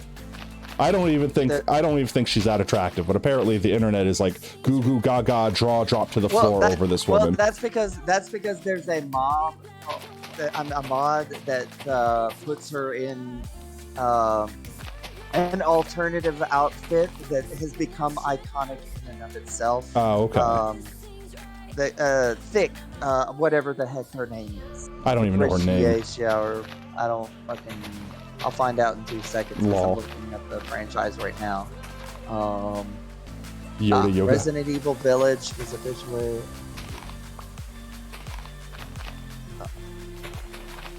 The sequel to Resident Evil 7, Biohazard. So, Biohazard was Resident Evil 7. I don't know if this is Biohazard was 7. Like Biohazard wasn't Resident that Evil shitty? 7 Biohazard. So what's Village then? I thought Village was canonically number 7. No, this one's the sequel to the most previous one before that, which was 7. I'm trying to find something. Outbreak. I think that's the one, not Biohazard. Did you ever play Resident Evil Outbreak? It was Is that the one where? It's the multiplayer one. Is that the one where you have the virus You broke up there. I didn't hear you. Is that the one where you had the virus timer? Something like that. It was a multiplayer version where it was basically Left 4 Dead, but with Resident Evil. Like you were trying to get through a map, and everyone had to find the objectives and survive the events and blah blah blah, and it was awful. Yeah, I'm pretty sure that was Outbreak. I think it was was it Outbreak or was it? I think it was Outbreak. It sounds like it's either. Hold on, I gotta open up more windows. We got a hydrate check. Everybody, eat your water. It's good for you. Thank you for that, Redeem Canary.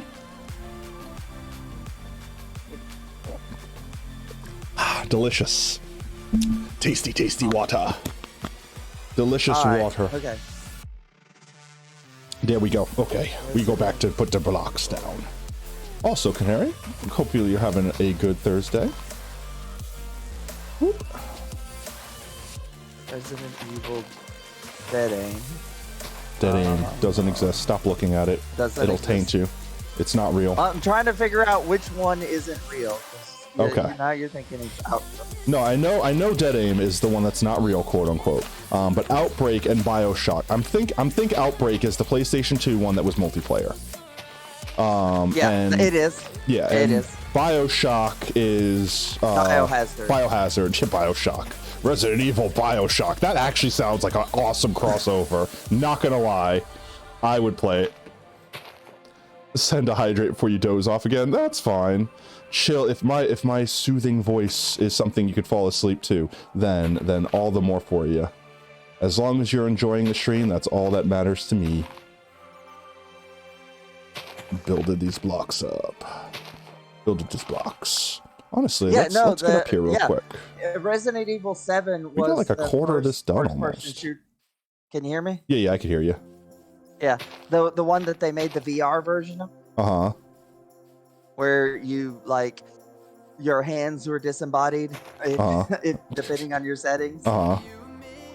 Which was really disturbing because in the part of the game where you get your hand cut, he's gripping his severed hand to keep it from bleeding out. Oh, but yeah, that's right. Because it's severed, it looked like he was just holding a piece of meat. Yeah, that's right. I remember there was that game for the PlayStation 4, that was right? 7. That was 7. So what's Village then? Yeah. The Village is the new one that just. I know. It's VIIL. Oh wait, no. So I guess it's 8. That's what it is, because they did the whole Roman numeral thing with the name. So the V and the I from Village is 5, 6, and then the LL is 7, 8, and that's the 3. It's like VIII. Get it? And that's how it's Resident Evil 8. Oh, okay. I see. Because I'm like, that's what I was going off of. And I'm like, no, you're right. The Resident Evil 7 was the awful one that I forgot existed because it was VR and it was stupid. Honestly, there weren't even zombies in it. It was just some creepy guy chasing you in a house. $19 Fortnite card. Who wants it? I don't think you're correct on that. Am I incorrect about that? Please correct me, because that's the vibe I got from it, and I hated it. It was literally. No, they had There were horror aspects to it, but they were jump scares, like ghosts. They weren't they weren't zombies and biohazardous monsters. Resident Evil 7.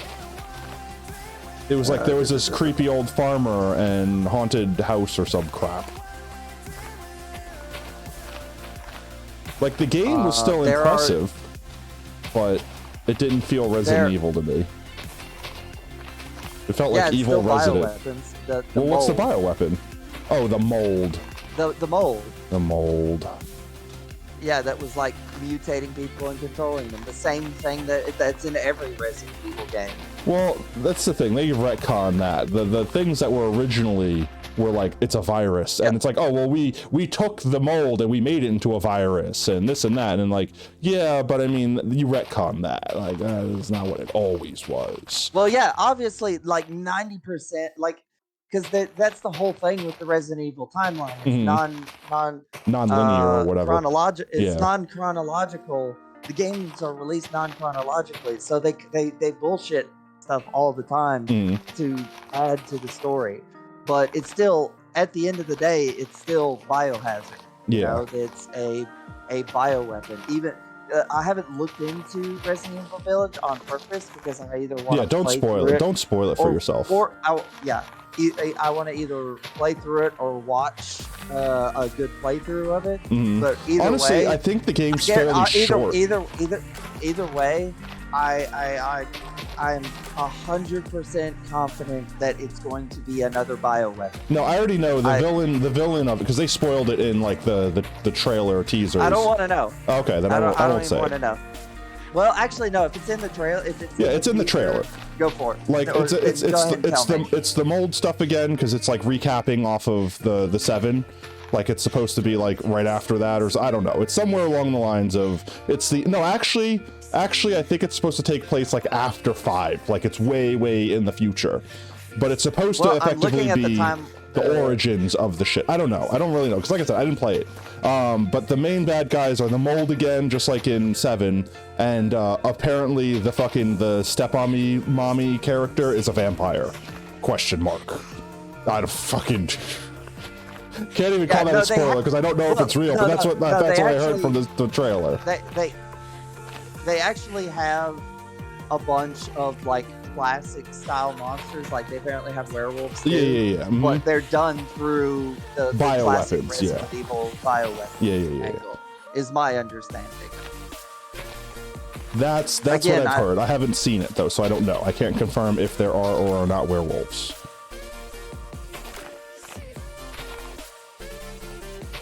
But yeah, I don't know.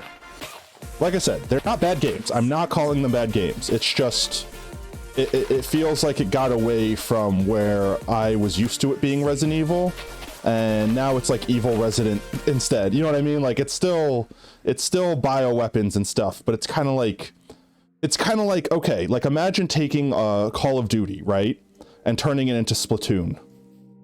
It's still a first-person shooter, and you're still your team versus the other team, but it's like, yeah, but what's with this fuking ink and going through the ground, and like it doesn't feel like Call of Duty anymore. I disagree, because that changes the tone and the setting altogether. That kind of thing. The differences in the different games are literally just playstyle. The story and the setting is still the same. It's just, I understand that you're used to the classic, the type of the genre of game has almost changed. You know what I mean? Like it's still a horror game. Yeah, it's still the terrifying, genre is different. but it's not like an action puzzle RPG or whatever. You know, like whatever you would classify. I know it's not an RPG. You know what I mean? But like whatever you would classify the original Resident Evil, it's now like an action shooter horror game. Well, if that makes sense. Honestly, I disagree. From what gameplay I have seen Mm-hmm. in Village, you go down pretty easy. Shit can just straight up kill you. It feels more like a first-person survival horror game than a first-person shooter, because like guns don't make a huge difference in a lot of fights. Shit's gonna you're either gonna get away. I guess I'll have to hold my judgment fully until I actually play it and or watch a full playthrough of it, because like the gist I got of it is it's more run around with guns and shoot shit, and you know, if you're smart about it, you're pretty much you're impervious to anything bad happening to you. You know what I mean? Well, like the only we got a number 1 victory royale. Fortnite about to get down 10 kills board right now. Wow, you're owning it. Take a look. You really want to chug jug while you can. Lol. Well, hey, keep it up if you're doing absolutely good in Fortnite. Get that victory royale. Get that chicken dinner. I know it's a different game. Be a winner chicken dinner. Oh, go ahead, Oob. Sorry, I was just replying to Ducks in chat. Yeah, no, I heard. I had no idea what I was saying. You were talking about your opinion on the genre slash... Oh, one sec, I gotta sneeze. But here's a great example. Mm-hmm. So a lot of the alien, Yeah, I was just saying. Go ahead. Oh yeah, a lot of the Aliens games and Alien vs Predator and games like that over the years have been classic first-person shooters. And then Alien Isolation came out. Everybody poo-pooed all over it because Well, actually, no. I think the game before it. Yeah, it was also the like Marine this, game. but- It was the Marine but game like- that everyone poo-pooed on. Like Yeah, Alien well, no, I Space actually Marines heard or peop- whatever. Yeah, the only problem with that game, I actually got that game because I got Wasn't it just not finished? they Like had- it was just buggy garbage? Well, I'll get to that in a moment. Okay. But first of all, One cool bad story. game at a time. I'm joking. Yeah, Chat. cool story. When I got it as a gift Mhm. because GameStop had the super deluxe special edition that had just been sitting on the shelf for literally years after the release of, like a year after the release of the game, because just nobody was buying it, Lol. and they kept just knocking the price down, and because it wasn't getting zeroed out yet, so they just kept Just chopping holding it on to down it, until yeah. it was like $20, and then they were like, "Oh, sure, we'll take it." And the game, the model that came with it Mhm. was well worth the $20, even if the game didn't even like if it was a fucking Yeah, just like the coaster. collectible But- alone. Yeah, because it's like a xenomorph like brawling with a dude in a power lifter, and it's pretty fucking boss. Lol. Very detailed too, but the game itself was fine as a game. I never got to play the multiplayer because nobody was playing it. Lol. But you could play as different breeds of aliens, which was kind of cool. But the game was incredibly short and was obviously setting up for DLC or a sequel or something. Yeah. Probably DLC for how short the game was, because they had a blatant, and it was so cool because they had Lance Henriksen playing Bishop, and it Lol. was every moment he was on screen made the rest of the game like kind of pale in comparison. But Lol. the game itself was a decent shooter, and it just ended like I think I beat it in like a few hours. Yeah. And there's no like it's a you, linear Dubs. game. There's no exploration or anything. Yeah, So yeah, it's go do the just a thing. sprint. Yeah. Go do the thing.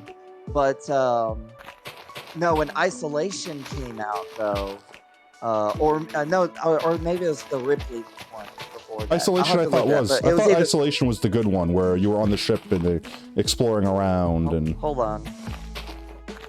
because I've Anyway, watched the- Markiplier play from beginning to end Alien Isolation. I thought it was a good game, but it's definitely not what you would have originally said. Like, oh my god, this is an Alien Isolation game or whatever. You know what I mean? Oops. Hold on. Let me get my game straight real quick, because I've got the entire franchise on that on yet another tab. Lol. How many tabs do you have open right now? Oh. Just curious. At the moment, 1, 2, 3, 4, 5, 6, and I just closed out 3 Lol. since I was done with it. That's not bad, honestly. Well, but that's okay. If I open up my phone, I'm currently at 14, and that's a low number. Lol. I need more reference points. This is getting too straight. Yeah. Need to make When some I more get up different to things. 20, I basically make it a priority to start to get like, okay, I gotta read all these fucking articles that I haven't got around to reading. Lol. But so what did I do? Titles release.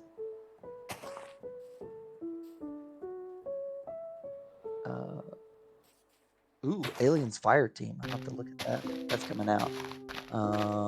Predator Hunting Grounds. I never heard of that one. Alien Blackout. 18k channel points, Pog Docs. You are well on your way to getting that VIP spot. Oh no, I'm so sad. Why? What happened? A game that never came out. Or wait, original release dates. Let me actually see if this actually came out and I never heard of it. Because Mhm. we might have a game we need to purchase. Lol. Oh, cool. It came out and I never heard of it. Let's see if people actually like it.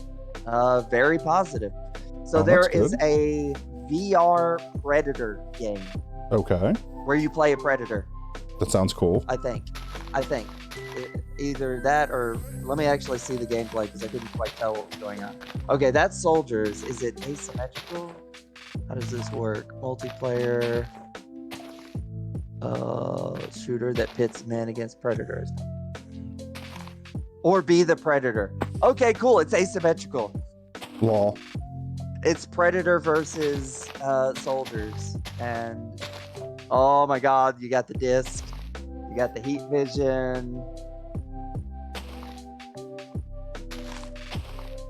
Oh wow, that's actually pretty cool. The predator appears to, I don't know. They're not showing the actual gameplay footage. They're showing like they're showing it like a bunch of third person stuff. So I can't tell if that's just like if you play Predator, I guess you're third person. Lol. And then, or maybe this has a VR mode. I don't know. Or is there an alternate VR version? No, or not did a the VR version just not come out? Both. Let's see. See how this looks. Because there's no link in Wikipedia, so Mhm. to the game I'm looking at. Okay, so that's actually a different game. So yeah, that never got released. Apparently, Predator VR.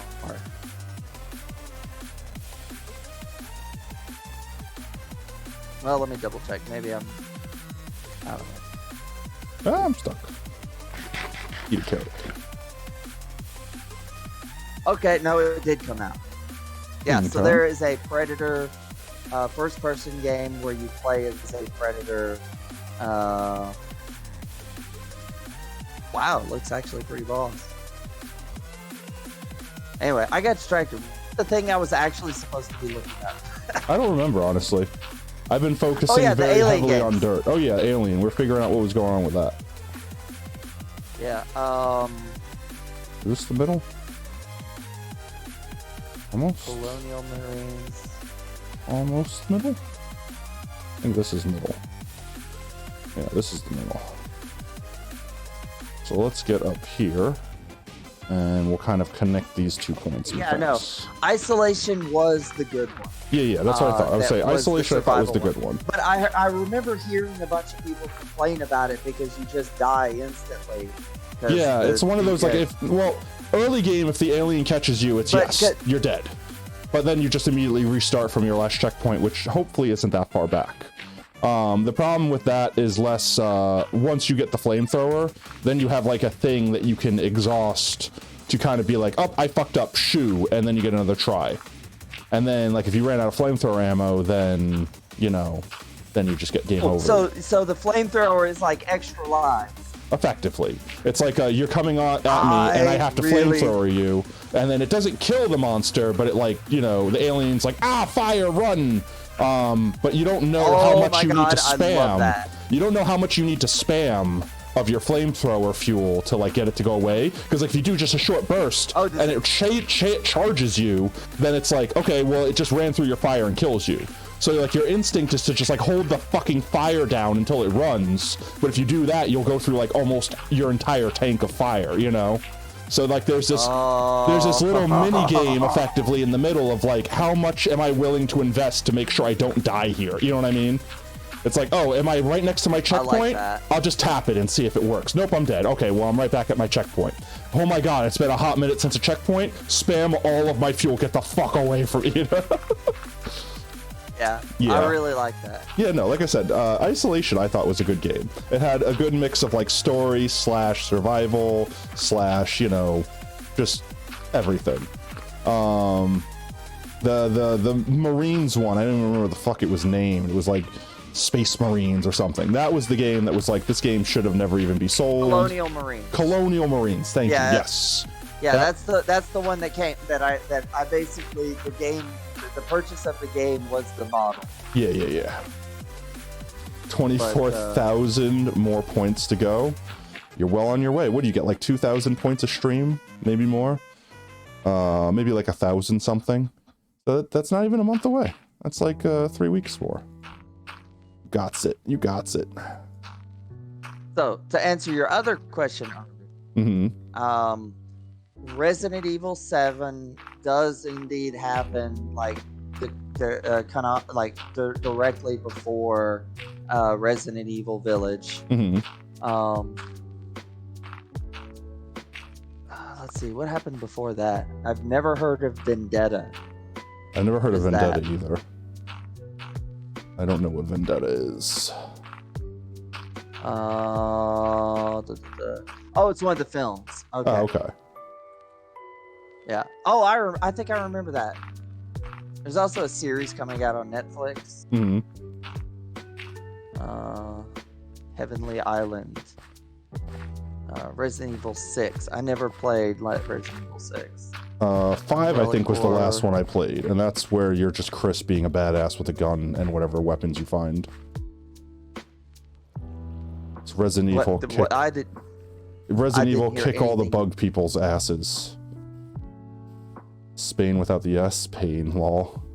Resident Evil 5 was the one where you had like it was like almost like Devil May Cry with Resident Evil. What? Yeah, you never played it? Like where you upgraded guns and stuff like that? And like all the monsters were like all the bioweapons were like demons like that had the squiggly faces, like the Cthulhian faces. Well, they had a parasite. Yeah, in yeah. them. That was It it. was, I wouldn't. Yeah, and they. But like, yeah, you Yeah, I remember upgraded your the guns upgrade. and Yeah, I remember skills the and stuff. upgrades. So yeah, it was like, it Well- reminded me of like Devil May Cry with the whole like, you know, like, oh, this is the sword you like to use? Well, then upgrade it to make it extra cool. Okay. Well, keep in mind, I haven't played any of the Devil May Cry. Really? Oh, they were really good second games. One, after the second one. Okay, okay. Well then, yeah, you didn't miss and, much. and even then, very, very little. Like Yeah. just enough to understand the gameplay. And I've seen a good deal of a couple of them played, but still, I haven't even completed like the story of a single one, like at any point. I really want to play them or watch a playthrough of them. Let's see. One of them, I'm trying to remember. The first one was amazing. Loved it. The second one, I think was kind of hot garbage. Like it was playable. It wasn't bad, but it didn't hold a candle to what the first one was. The third one, I think they fixed that and it was good again. But I think the first one was still my favorite. And then they like rewrote the series after that and just restarted it. There was one more. Was there one more? Yeah, there was before they, because it was like you played.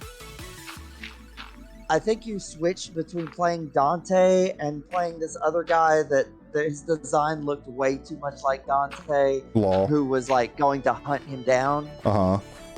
And I think he had like a demon gauntlet instead of a sword. I But don't he know. also used swords. I just know at one point in time it was like a prequel, like instead of a sequel, and you basically got to see like more Virgil and like Dante's brother and stuff like that. Well, yeah, that was the third one. That was the third one. And then the, I thought the fourth one is where they restarted the series, and it was like no, freaking. that was after the fifth one after that. Yeah, it was where like called DMC or they whatever. made him look like a normal guy. Yeah. And just completely changed Dante into a different character, and it was dumb. Just fix I this curve think- a little bit. Well, time to open another tab.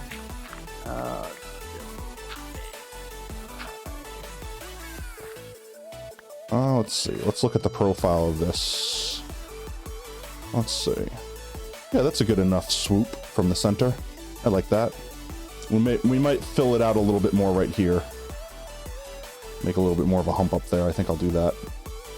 And then we'll connect these together with that one, and we'll keep going. 3K till you're halfway to VIP. I think you'll just get that today and Sunday, honestly. Let's do this. Oh, need more dirt. Oh, get more dirt. I get more to dirt. Do the zooms. Okay, so here's Devil May Cry. You ready? Yep, go for it. All right, Devil May Cry, first game in the series. Devil May Cry takes place after that, was apparently shit. Devil May Cry 3, Dante's Awakening. Yes. Prequel, shows the background of Dante and Virgil. Okay, yes. Devil May Cry 4, let me look at these story real quick.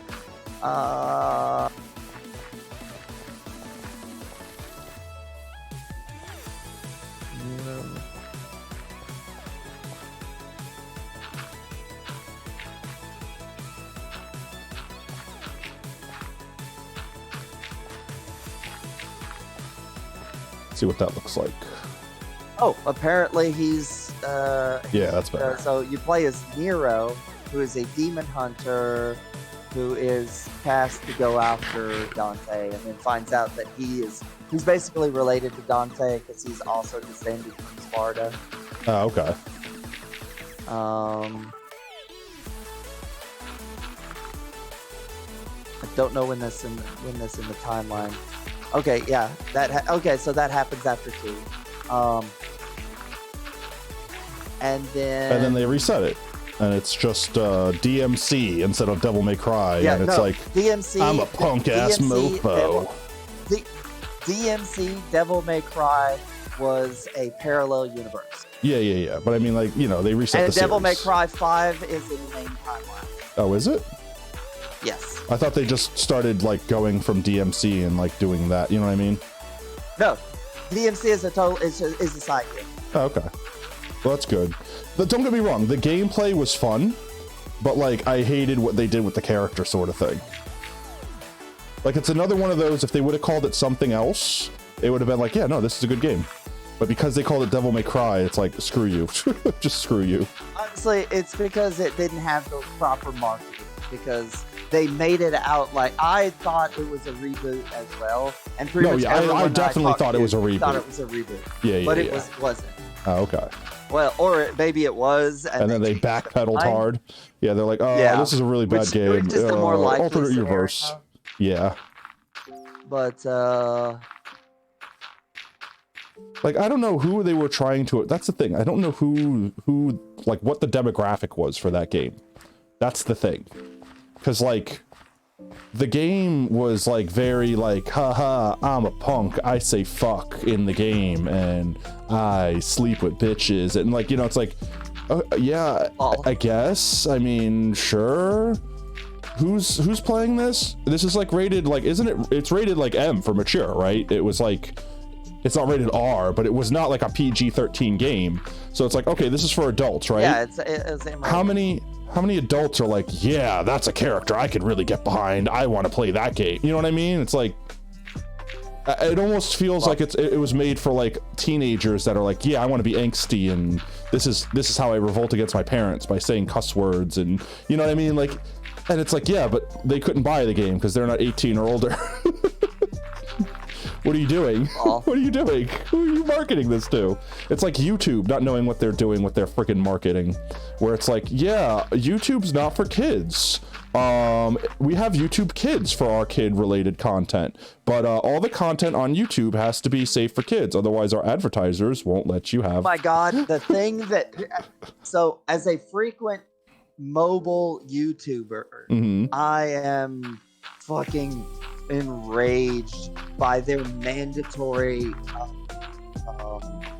child protection controls. Well, that's because they got there's so sued many- out of oblivion because they were dumb. Because here's the thing, I don't have parental controls set on my YouTube account because I'm an adult. Yes. And so I don't have restricted videos and things like that. But it's still, even though I'm set for an adult account, it still forcibly keeps me from having certain videos play in the background. Yeah. Because they're intended for kids. Honestly, and the algorithm YouTube is tries. stupid, and so I'll have like something like an Invincible clip pop up as intended for kids because it's fucking animated. That's so dumb. Honestly, their intended for kids thing just needs to go away. Like, okay, so first of all, with the mobile app, they don't want you minimizing it because they want you to pay them for it. If you pay for your YouTube Red or subscription or whatever, then you could basically minimize stuff and have the music playing. That's like the perk of buying their subscription. Well, no, I'm not. I understand the music thing, but I'm talking about like, I'll watch a SpongeBob clip and it won't let me minimize it because it specifically says that videos intended for children are not allowed to be minimized or played in the background. Why? I don't even understand that. Yeah, I don't either, and it's fucking stupid. Because like I understand why videos that shouldn't be marked for children are and aren't, because YouTube will sit there and be like, you said that this isn't for children, but it contains pretty colors and characters, so we say, screw you, you don't know what content you're making, we know better, it's made for children. And then it does that crap, right? And then the other way around it is like people want to make money, and effectively like you make less money off videos that you say aren't marked for kids, because less advertisers and AdSense and targeted ads and all that is like how YouTubers make their money. So effectively they say, I know this is mature content, but I don't care. I'm just going to post this content here and say it's for kids so I can make the money until they catch me and then ban me, and then I'll just make a new account and do it again. And then that's how you get like the mature content that's just SpongeBob or something, you know what I mean?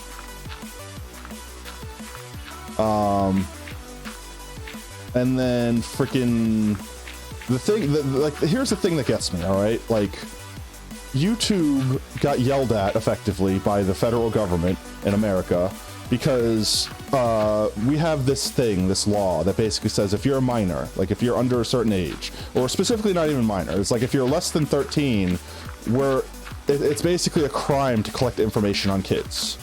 So like, let's say someone in chat was 13 and I said, where do you live? How old are you? What's your favorite cake? I'm breaking the law because I'm not supposed to collect that information from you. Your parents are supposed to be the ones that would give it to me if for whatever reason I need it, which by the way, chat, I don't. Don't ever give your information like that out on the internet. No one needs it. Doesn't matter if you're a kid or not. Like, just people don't need that stuff. But there's a lot of services that do that automatically. Like, for example, if you have a cell phone, your cell phone is telling you where you are. You know, your location services are like, oh, you're located on this street and that street. Oh, you're at this business location. Would you like the menu of this business so you can, like, you know, order something before you go in? Like, it's there to be a convenience. But the problem is, if you're a kid, it's illegal. And there's a lot of services that still collect information regardless of the age of the user. And YouTube's whole thing was like, oh, we have a terms of service thing that basically says you're not supposed to be 13 or younger if you have a YouTube account. But they were fully aware that the majority of their users were kids. So it's basically they're saying, yeah, sign this thing that says you're not a kid, and the kid signs it. You know what I mean? Like that's still neglect. So effectively, they were harvesting information from kids to sell them advertisements. And the problem with that is that kids don't know any better, and they're just like, oh, thing on the internet, it says just click here and I get free candy, and they click there, and the next thing you know, their mom's credit card gets charged $1,000 because they bought candy from Australia or something, you know what I mean? And it was predatory. And they would have been able to feign ignorance to it and be like, it's not our fault that kids are, it's up to the parents to make sure that their kids aren't doing, and they are correct. That is correct. Parents should be making sure their kids aren't doing crap that they don't want them to do on the internet. But the problem with it was they're sitting there saying, no, our platform is not for kids, only adults. You're not supposed to be on this platform if you're under 13. And then turning around saying, look at how much money we're making off these 13-year-olds. Oh my God, we're making so much money off these 13. It's like, my God, no, what are you doing? You are literally destroying yourself by admitting that. And they're not even like, it wasn't like secret leaked information. It was like, here's the demographics. The majority of our advertisers like when we advertise stuff to people under 13. Like, they were just putting that information publicly. So when it came time to sue them, all the federal government had to do was be like, see this chart that you posted? Yeah, that's why we are in trouble right now. They screwed themselves. And then the whole drama with you have to like mark if your video is now for kids, or rather safe for kids. And if you lie about it, you basically get a no slap from YouTube that you did a bad thing. Because if you say that your content is not for kids, and you know, you choose to effectively, like, let's say I make Invincible, right? It's clearly bloody, gory, but it's a cartoon. If it's not clear to YouTube that it is clearly not for kids, like because of the gore levels and sexual content or whatever, like, effectively YouTube saying you're just saying it's not for kids, but you're still intending for kids to watch it. And then that's where you get in trouble, because you're making kid content and clearly trying to attract children to it. And then because you've done that, now the ads will be targeted because we put targeted ads on that video because of the fact that you said it wasn't for kids. and then YouTube would get in trouble because they're then again collecting information on children. So that's why you get in trouble even if you mark something as adult when it's not adult. And then the other way around is more obvious. If you have Invincible and you say, well, this is for kids because it's a cartoon and it's got gore and sex and cursing and it's clearly not for children, then you're now exposing children to those things and then you get in trouble for it. But the downside to it is you basically make like 60% less money off anything that's marked as like not for kid or marked as for kids. But the problem is so many things by their own like standards are supposed to be for kids. Like pretty much if you look at their guidelines, anything that's an animation is just immediately for kids. And honestly, if someone came to me when I was younger saying that they had sweets, I'd say, if you do have it and it was something I like, I would be like, can I get the sweets through the window and just keep, yeah, no. The problem is I wouldn't still trust that because they could have laced the sweets with something, you know what I mean? They could just grab you and drive off. Like there's been so many horror stories of stuff that's happened with similar things that it's just like, it's better to just avoid it entirely. Like, there have been situations where kids have been followed home. Like they get off their school bus, right? Where they're in their own neighborhood that they feel safe and they're like 2 houses away from their home and like a car is just sitting there watching them and it rolls up slowly like, hey kid, come over here. I gotta, help me find my puppy, whatever, the traps that all these people use. Yeah, the stranger danger. And the kid could immediately be like, this is a problem, no, and start like power walking / jogging towards the house. And then the car just slams on the gas and like tries to catch up to them. And then the people get out and run at you. And then effectively it's run to your house and hope that your door's not locked, that you could just jump in. Otherwise, if you're a 13-year-old kid or you're like a 10-year-old kid and you're just like, the adult is just big enough to freaking grab you and you can't stop them, you know what I mean? And heck, even if they're not trying to kidnap you, even if they just want to beat the shit out of you and leave you on the curb, like it's done. So it's like, it's so much better to just, one, not be that type of person because anyone that is that type of person should immediately run from them. You know what I mean? But 2, like just play it safe.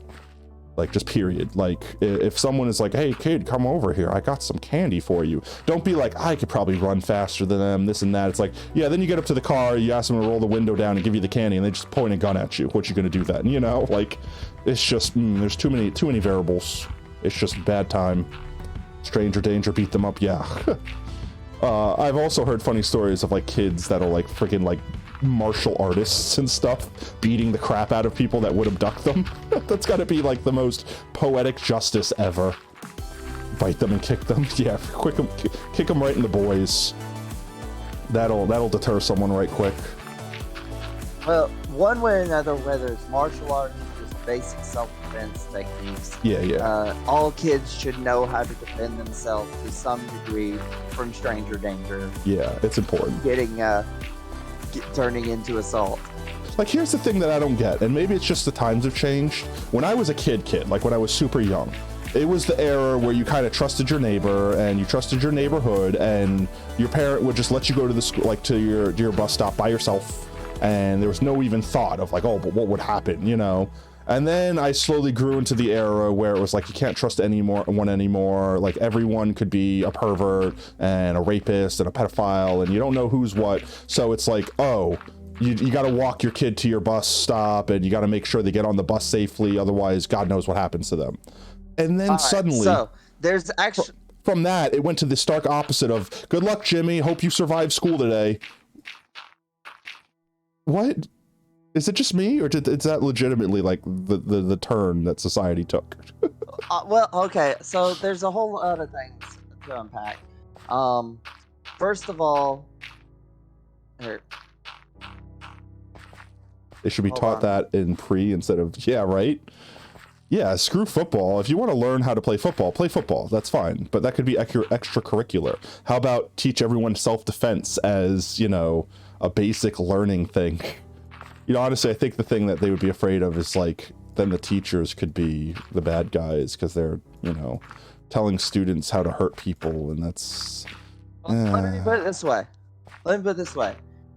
In Japan, you generally learn some degree of martial arts as a class. Yeah. And there is a much lower kidnapping rate in Japan. Yeah, because everyone knows how to fight. Yeah. But oh yeah. So first of all, there's a lot of perspectives on how we raise our kids throughout culture. For example, at least this is like the core duality when I was growing up. Is there were two kinds of parents: the free range parents and the helicopter parents. My parents were free range parents. They taught me what I need to do to like I can to this day remember my address, phone number, everything of the first house I grew up in because I was drilled on that shit constantly. Yeah, in case you ever got lost, you had to tell the police officer where you lived. And They gave me all the stranger danger treatment, and it stuck to the point where I had a like the mother of one of my friends come to came to pick me up, said your mom asked me to pick you up instead, and I nope, psychologically had to hesitate before I was like, okay, reason, I actually know her. Yeah, it's just she said the literal words, and like because it's been drilled into me, you know, it was just my instinct to not get fooled for that shit. But you see, it's better to be safe and sorry, because in that instance you could take a moment, someone could call someone, your friend could be like, no, that is my friend so and so. You're like, as opposed to just blindly trust someone and be like, yep, that's fine, and then get in their car and be like, wait, I don't know this person. Rip. But anyways, my parents were basically like, okay, be home at this time. These are all the things you need to know to get by while you're just out in the neighborhood. Because we didn't have cell phones at that point. So constantly, like, we didn't even have cell phones, much less smartphones. Yeah, I know, right? So, I still remember my first cell phone, and by that I mean it was a satellite phone. It was like the size of my freaking thigh. Well, but then you have your helicopter parents who, rather than giving the skills to the kid to make it, they basically just control every little aspect of their life and don't really give them any kind of freedom. No, those are the Apache attack helicopter parents. Those are like the I'm in control here. Oh, and yes, Dux, I was actually about to say Nokia brick. That was my first phone. Nokia bricks. Those are still good phones. I still have it. I know. They'll probably last forever. There's a landfill out there somewhere that will be older than the friggin' planet, and it's just filled with Atari ET games and Nokia bricks. Fun fact about a Nokia brick. It has an actual physical compass inside it. Cool. And so as long as you've got battery like not an actual needle in it, but it basically, you can use it for a compass as long as it has battery without using GPS. That's awesome. So if GPS is down, you could still find the direction with a Nokia, but you could alternatively just have an actual compass. Yeah. So it's a useless thing to have, but I mean, it depends. It depends on how it works, because, like, for example, a normal compass isn't always reliable if there's like metal and magnets and stuff like that around. But if it's a different type of compass, then that wouldn't be affected by those things. Then it could still be useful. Yeah. I could go look into that, but I just got tab countdown, and I want to get to the original story that I brought. The original 15 stories we were in 5 stories ago. Yeah. No, I'm back to the original. I'm back down all the way to the original subject that I googled. Oh, okay. We're making headway. Yeah. So Another World was a game that came out in 1991. It was one of the first. First of all, do you know... that was Mike Ruba, wasn't it? Are you familiar with Mike Ruba. Huh? Wasn't that Mike Ruba? Another World. That's totally Mike Ruba, isn't it? Mike Ruba. Oh my god. You I don't know. what's happening. You don't What's know happening Mike right Ruba? now? You don't know Mike Ruba? Chat. Uh, Oob doesn't know Mike Ruba. Okay, I'm pausing this game right now, and we're gonna go watch Mike Ruba, and you're gonna let me know if this is the game you're talking about. I'm fairly certain it's the game you're talking about, but we are pausing this game, and we are pulling up Mike Ruba. All right, let's see if my scene transition works. Yeah. So I'm gonna have to, in Mike order to Ruba? hear the shit. That's fine. That's in fine. order to hear. I'm gonna pause the music and fix my scene because apparently my scene still doesn't like me. Let's see. Hey, Potato. Yep. In order for me to watch the thing on your thing, I'll have to actually turn on the stream sound, which means I'll be having delayed dialogue. So just keep that in mind. Okay. Hey, I'm Oh, well, I don't want to watch the whole freaking episode. I just want to watch a compilation. I could already see from the screen, from the thumbnail, that that's the game. It is? Okay.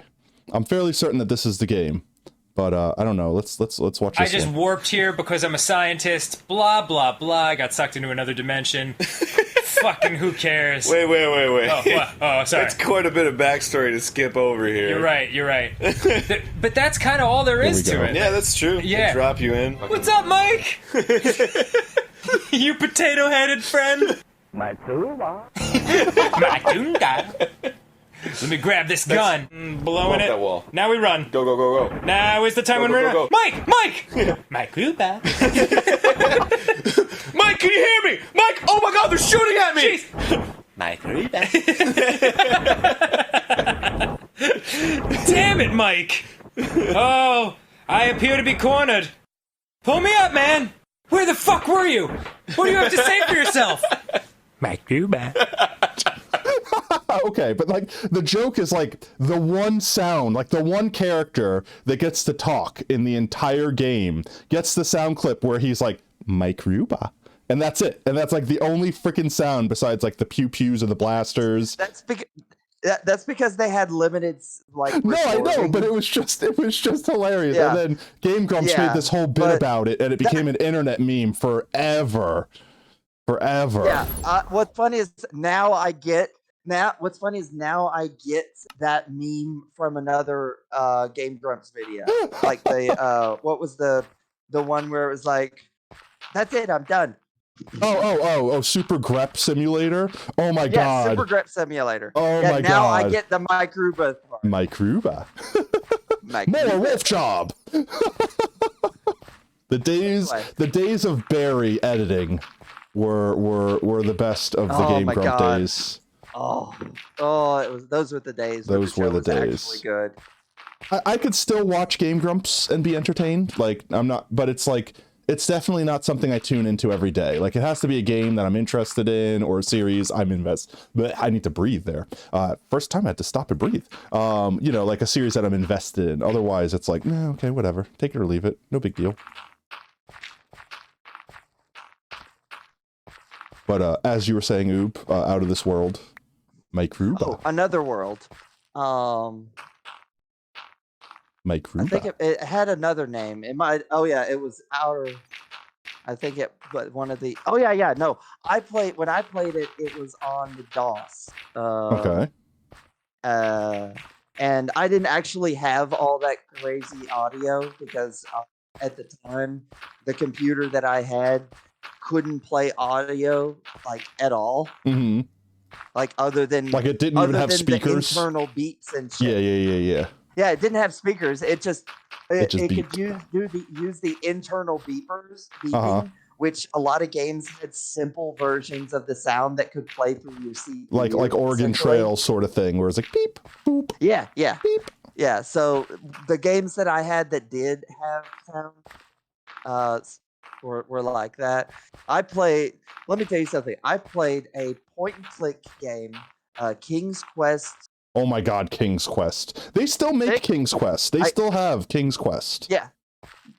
Yes, they do. I have all of them as well as Space Quest on Steam. Nice. Space Quest. Oh man. Yeah, Space Quest was the nostalgia. shit. Sierra was just great in general because they were the point and click kings. Mhm. Larry, Leisure Suit Larry. They also did all the early text based games that were good. Oh, Police Quest. I don't think I played Police Anyway, Quest. it's the same thing again, only you're a cop. Okay. I mean, I probably gathered that from the name, but you know, just in case I wasn't sure. GeForce Game Ready drivers are ready to be installed. Okay, GeForce, thank you. I'm not gonna a little busy right now. Can you thank you? Yeah. But anyway, Out of This World, or Another World as it's better known, was one of the first games to have cinematic cutscenes. Yeah. And they had and now that you know the animation style that is, they also made another game that was the same gameplay where you know you're climbing on platforms and stuff like the original Prince of Persia. What's funny is everybody thinks of when people think of Prince of Persia, they think of the hack and slash games with time manipulation, but it was a completely different gameplay and style of game originally. It was like more like, you know, Abe's Odyssey. Yeah.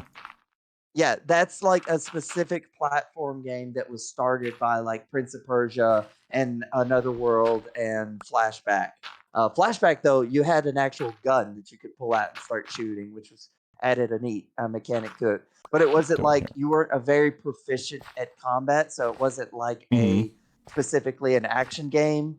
Yo, John Lib, how's it going, rounds. man? Glad you could join us. You keep talking. Hello. I was just saying hi to people in chat. Yeah. Affiliate for free? What? I don't know. But I mean, we're already affiliate. I don't know if that's you're trying to sell us something or we got some kappas going on. So I'm assuming we joking.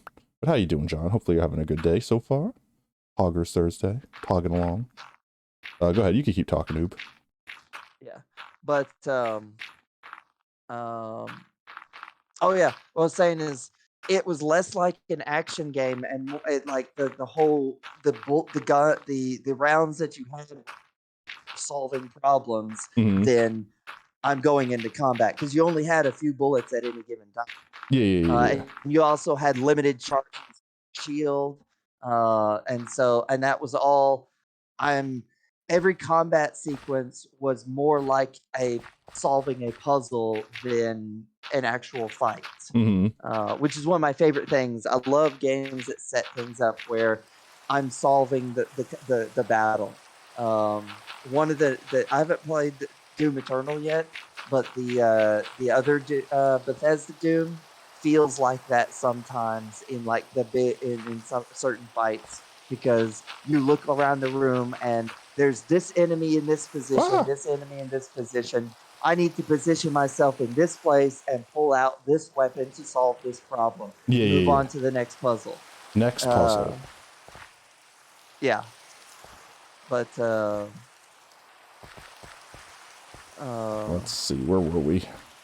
I fell down. I gotta get back up here. But Flashback, they apparently did a complete remake of it, where it's like got full cinematic cutscenes and more into the story. But you also, but when the actual gameplay, it's the same two-dimensional platforming, but they've got they do the 2.5D where you're on a two-dimensional plane, but it's in a three-dimensional world.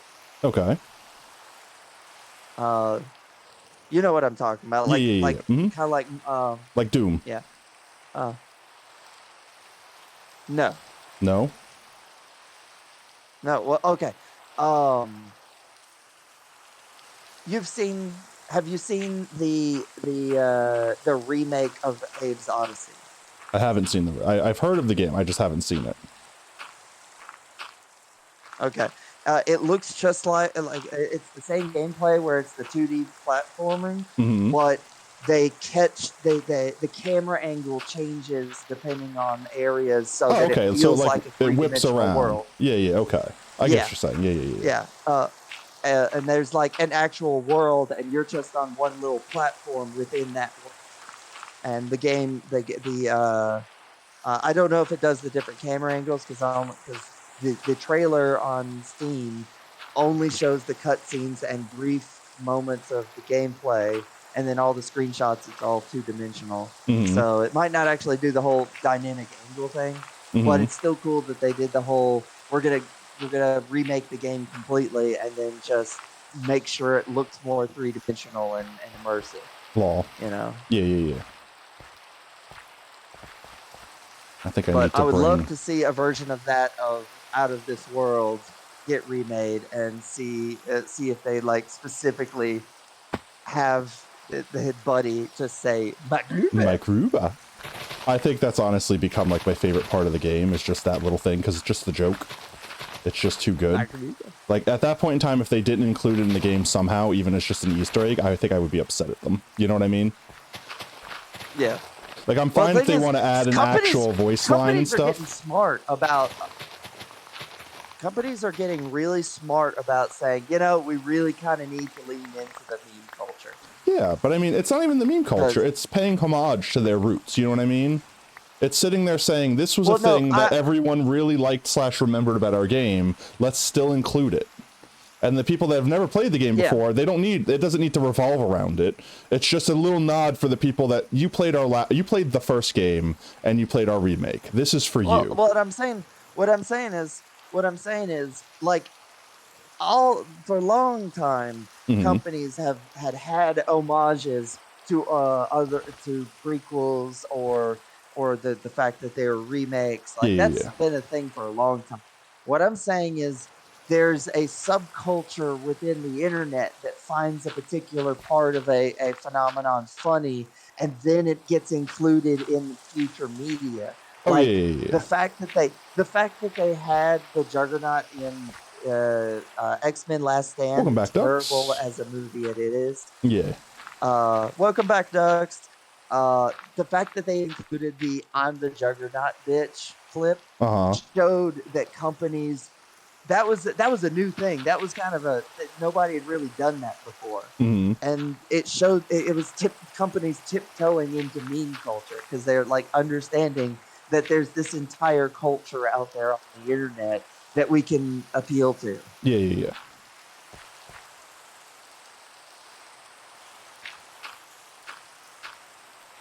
Your iPad died? Ooh, rip. Sorry about that.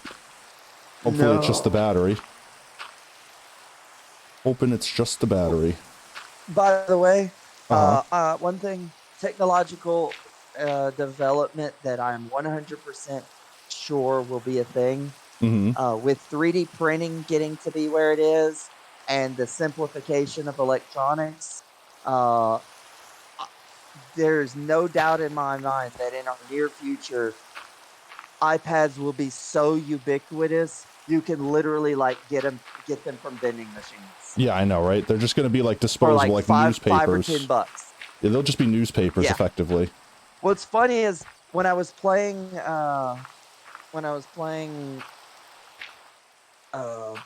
Deus Ex, one of the things early on that I thought was weird Mhm. was their newspapers were these like flat digital pads that would like dynamically change to different pages of the story, Mhm. and they were just lying around everywhere. And those were and when you go to the newspaper machine, Mhm.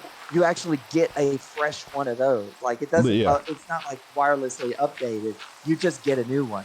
Yeah. And I was like, that's kind of weird. I mean, that's kind of Because we're gonna get to the point where like we could basically print The thing is, paper that it was- has like like a single microchip in it that could do that, and then it's just like, yeah, these things cost a Yeah. penny. It's easier to just let you have one and throw it away than have to worry about you giving it back to us and doing all this. And just disposable. It's all disposable now. Yeah, because that's the kind of thing you could just print in 10 minutes. Yep. Or 5 hours, or however long the shit takes at that point. But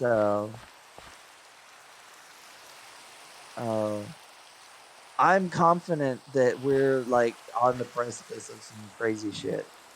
We've been like borderline inventing all of the things that are from like sci-fi stuff. You know what I mean? And we're like almost there. We're just almost there. Yeah, we're catching up. We're starting to see some of the Star Trek technologies because you know they had tablets before anyone ever imagined that kind of thing. Yeah. And in Warhammer. Oh, let me turn the 40K music back on. Oh yeah. There we go. That came out like way back in the day. I think it's like pre-D&D, and in the setting they had these things that they like, you never saw them, but it was described in the lore sections of the game of the rules books.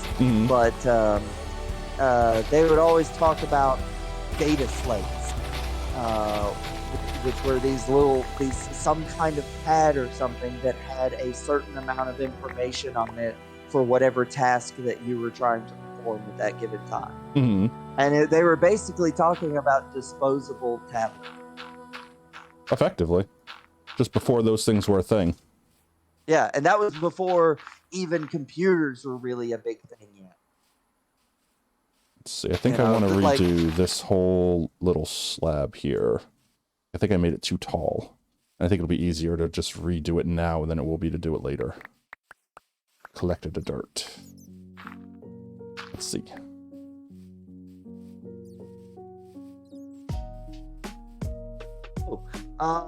So more crazy details. Hey, Aki, how's it going? Clark. What happened? I say hi to Aki. Aki joined us. Oh, hey, Aki! We got Oob with us today. We got an Oob. We got Wild Oob with us. A Wild Oob has appeared. Copyright? Yeah, right. Oh no, I was so perfect at singing it that I got myself DMCA'd. Could you believe it? It was transformative, I swear. How's it going, Aki? I hope you're having a good day, though. Hope you're having an absolutely pogger Thursday so far. We are building a crater. Doing a heckin' crater thing. Oh, so, Far Cry Primal. Every day I play hydrate. it, I find... Eat your water, chat. It's good for you. Check. Thank you for that hydrate check, Aki.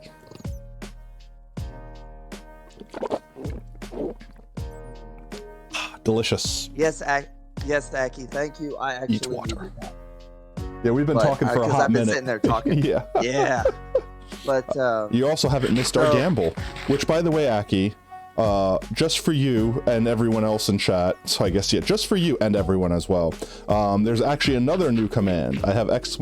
gamble, so it explains the potato gamble, so that when we do it, if people don't know how we do or what's going on, they could just type that in, and then they can understand everything that's happening, and everyone could have fun. What do you type? It's !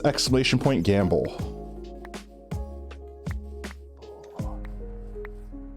There you go.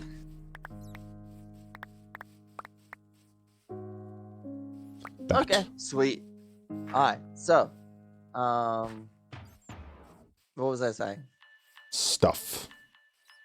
Oh, Far Cry Primal. So every day that I play that game, I find some new crazy detail about it that makes me love it even more. And the recent thing I found out is, so you know you have your hunter vision where it dulls everything out, sounds and colors, and then highlights certain things in the environment.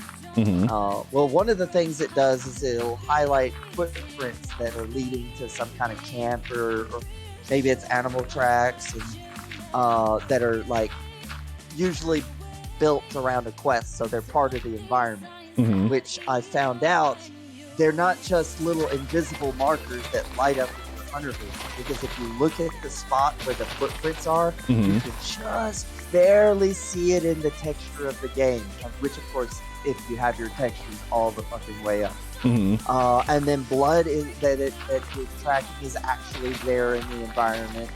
And I realized, holy crap, you can actually, if you're actually a badass, you can sit there and track the story related shit without the hunter vision, because Lol. you're sitting there actually like, okay, well, I found these footprints over here, they're leading in that direction, I don't see any more, but let me just follow along and hopefully I'll find some more. Oh, there's some more, they turn this way, now I go this direction. Lol. Now there's just a bunch of dirt, so I can just follow them along here.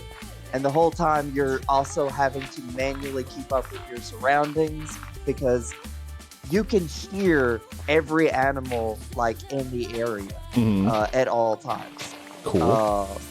And tell their direction and shit. So you don't need any kind of radar or stuff if you're a badass. You just have to manually keep up with it. Yeah. Which I've been having to do because the survivor mode doesn't let you have a compass. Okay. Hard mode activated. Yeah, no survivor. I completely deleted my first game. I was probably a third of the way through the game, and I deleted my save file as soon as I found out about survivor. Lol. Because it's just fucking amazing. It makes the game. Also, there's a random lake in the game that has the Flintstones cars sunken at the bottom. That's great. I love it. Easter eggs like that are always the best. Always the best. The best. There's a forest that commonly has couples go there to fuck. Lol. And you can witness that.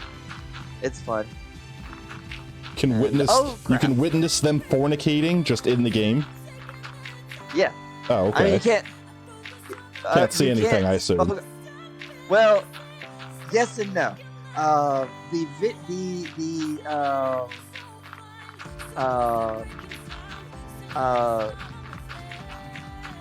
When they're actually doing that action, you can't really see anything from on the model from where you're standing, but the models actually do have a degree of genitalia.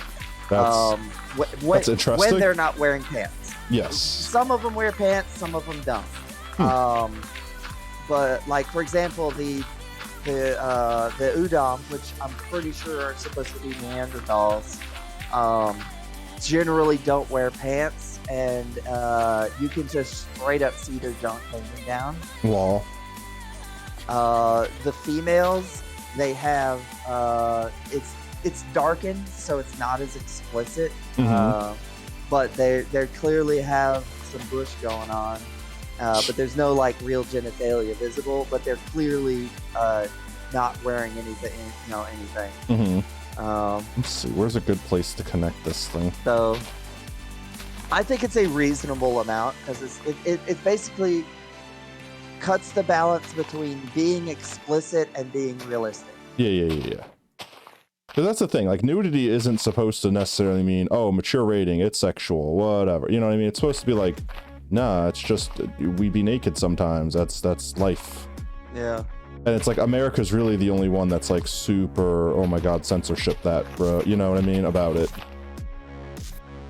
So I don't know. It's weird. We'd be weird. I really screwed up this part somehow. I will say this though, and Look how this is chunky going this to be is. the most explicit thing that I'll say for a while, because it's not actually really super explicit, but anyway, I recently, there's the tasteful, there's nudity and whatnot because it's realistic, and then there's, we're doing this shit on purpose. Yeah. And I found a very hilarious example of that, and this is, Steam is starting to figure out my algorithm, and I'm feeling judged right now. Whoa. But I got recommended a game called The Subverse. Welcome back, Ducks. And the first, and it's, hello Ducks, welcome back.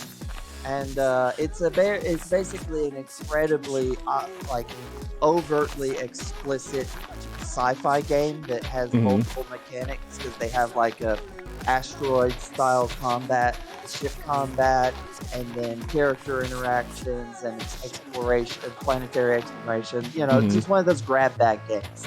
But their whole gimmick is it's like, you know, space vixens and like crazy super sex, super explicit characters throughout the untold. I think there's a harem thing going on, like a space harem. Space and harem. but when I played the trailer, the very first word, and this is all you need to know to know the exact tone of the game. The very first words that I heard from the trailer was from the studio that got banned from Kickstarter for having a werewolf lick a girl's butt. And I was like, wow, that is all I need to know. That is the thing. That is the thing they're proud of, and they're like, this is the thing that we made our claim to fame on. Yeah, That's great. that's what they're coming with right out the fucking gate, and I'm like, okay, well, good job, Steam algorithm, but I'm kind of feeling judged right now. But it looks like a fun game, and I might check it out. Crunch.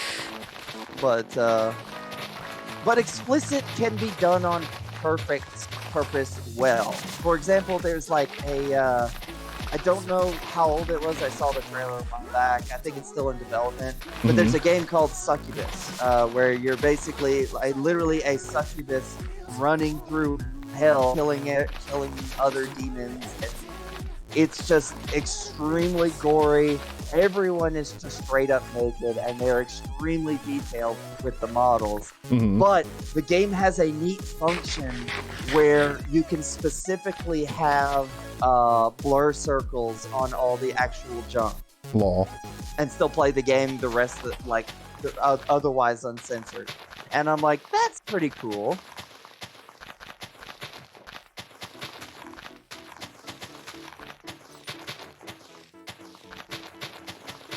I'm mesmerized by my dirt placing.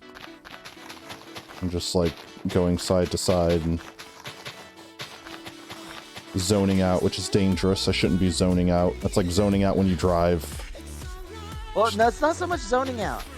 This is an actual phenomenon that is one of the most important things that humans do, which is the concept of flow. And actually, let me bring up the chart. It's easier to explain. Bring up the chart. A flow chart, if you will. But there's the puns. Let's go get more dirt. More dope. No more dope. No need more dope. Get all the dope. Oh, these are empty now. Put those up. Take this. There we go. I want to say that this is going to be almost a quarter done before we end stream. Because I'm going to fix this little area that we got here since I'm kind of like on a roll. And then I'm probably going to go back to base and look at it from base just to kind of see what it looks like from there. Because that's like the thing that I'm basing it off of. So, here is flow. Flow is when you hit this, they call it, whenever people talk about they're in the zone, that's referring to the flow state, right? Okay. And what causes that is a specific balance between the level of skill required to perform the task, or the difficulty of the task, versus the level of skill one has in that task. And if you have if the task is particularly difficult compared to how much skill you have in it, you're in the growth zone where you're getting better at it. However, you have issues of fear of failure, frustration, anxiety. And then if it's the opposite, where you have high skill but it's low difficulty, you get boredom and routine and loss of interest. And you have stagnation. And when you're in that balance between the two, all of your focus is on the task at hand, but you still feel relaxed, and so you're having a lot of activity with little stress. And that's I was about to say, basically you're either telling me that I'm getting good at placing dirt, or I'm getting bored. and then you said the rest of it, and I'm like, honestly, I could believe all of that, because this game is very cathartic to me. like picking up a block, putting a block down. Like, it's a very simple thing, but at the same time, it's very rewarding. It takes a degree of skill, and Yeah, so yeah. what's happening is you're exercising the kind of the reward center in your brain, and just getting this steady drip of satisfaction. Task achieved, reward received. Task achieved, reward received, and it's one of my favorite. That's why I actually enjoy the most hectic part of the day at work, because there'll be these moments where I'm like, I am at the maximum potential. I'm using the maximum potential of my ability in this task, and I feel like $1,000,000 because I feel incredibly badass. And at the end of the day, I'm just fucking putting sandwiches together. Lol. But it's an satisfaction. enjoyable experience, and it's the reason why finding a job you enjoy doesn't always necessarily mean something you're interested in. Yeah. It's just something that you can get that flow state and actually enjoy your work. I think to a degree you have to enjoy what you do. Otherwise, you're just doing it temporarily until you find something better. Because after my experiences at Taco Bell and various other restaurants, I swore I would never work food again. Right. And then I got this job by accident that I wasn't supposed to keep, and I've been there the longest I've ever been. Lol. So I,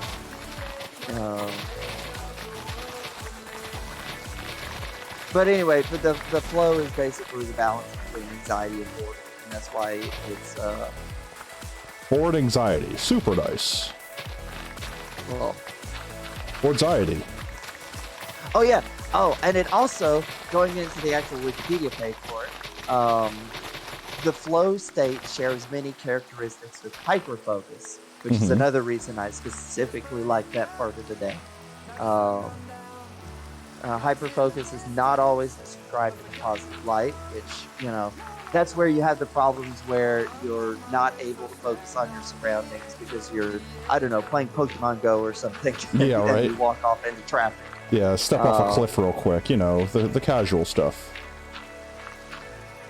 But you can train yourself to hyper-focus on multiple things, where outside of the things that you're focusing on, you can't, you have no idea what else is happening. And that's what happens with me at work, is I'll like have this thing over here cooking, this thing that needs to be built. I can set up this sandwich in this couple of seconds.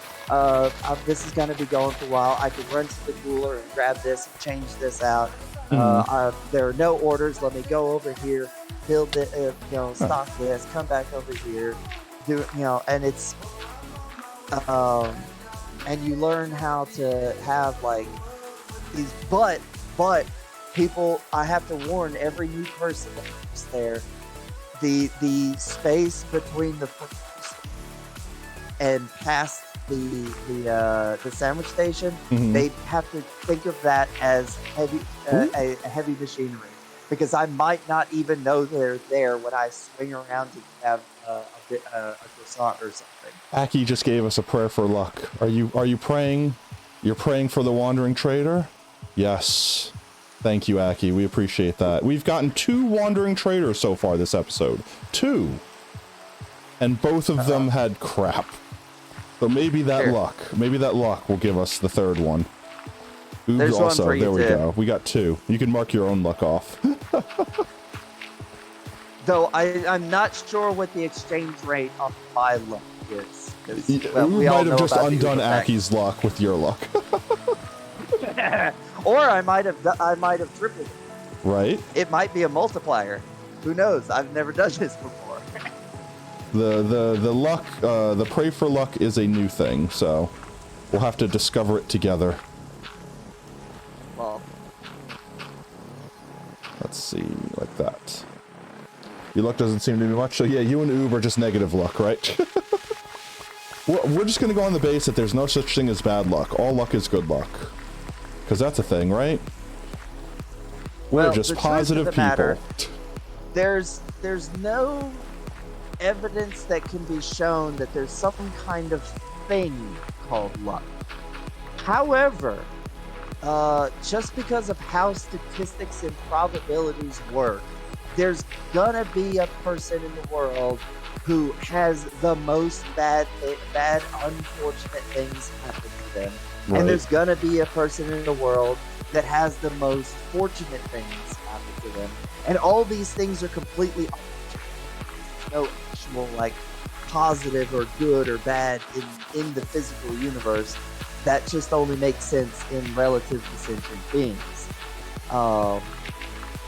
But what's funny is because there's probabilistically, there's just going to be people who have more good things happen than others. You can say that there's people there, good and bad luck equals is a thing. You know, there are just unlucky people because statistically speaking, somebody's going to be someone's going to be the one holding the short straw at the end of the game. Yeah, like it would be more of a surprise and more evidence towards there being the existence of luck if there weren't just people with bad luck. Right. If everyone was just perfectly even, then you would just be able to say there's no such thing as luck because everyone has the same probabilities. But then it's like, what? But that doesn't make sense. Like, statistically speaking, that should never happen. Right. Statistics are a bitch. And so something's going on that's altering the probability of bad things happening to people. That must be luck. And so crunch my toes. If there wasn't unlucky and lucky people, there would be evidence towards the existence of luck. Law.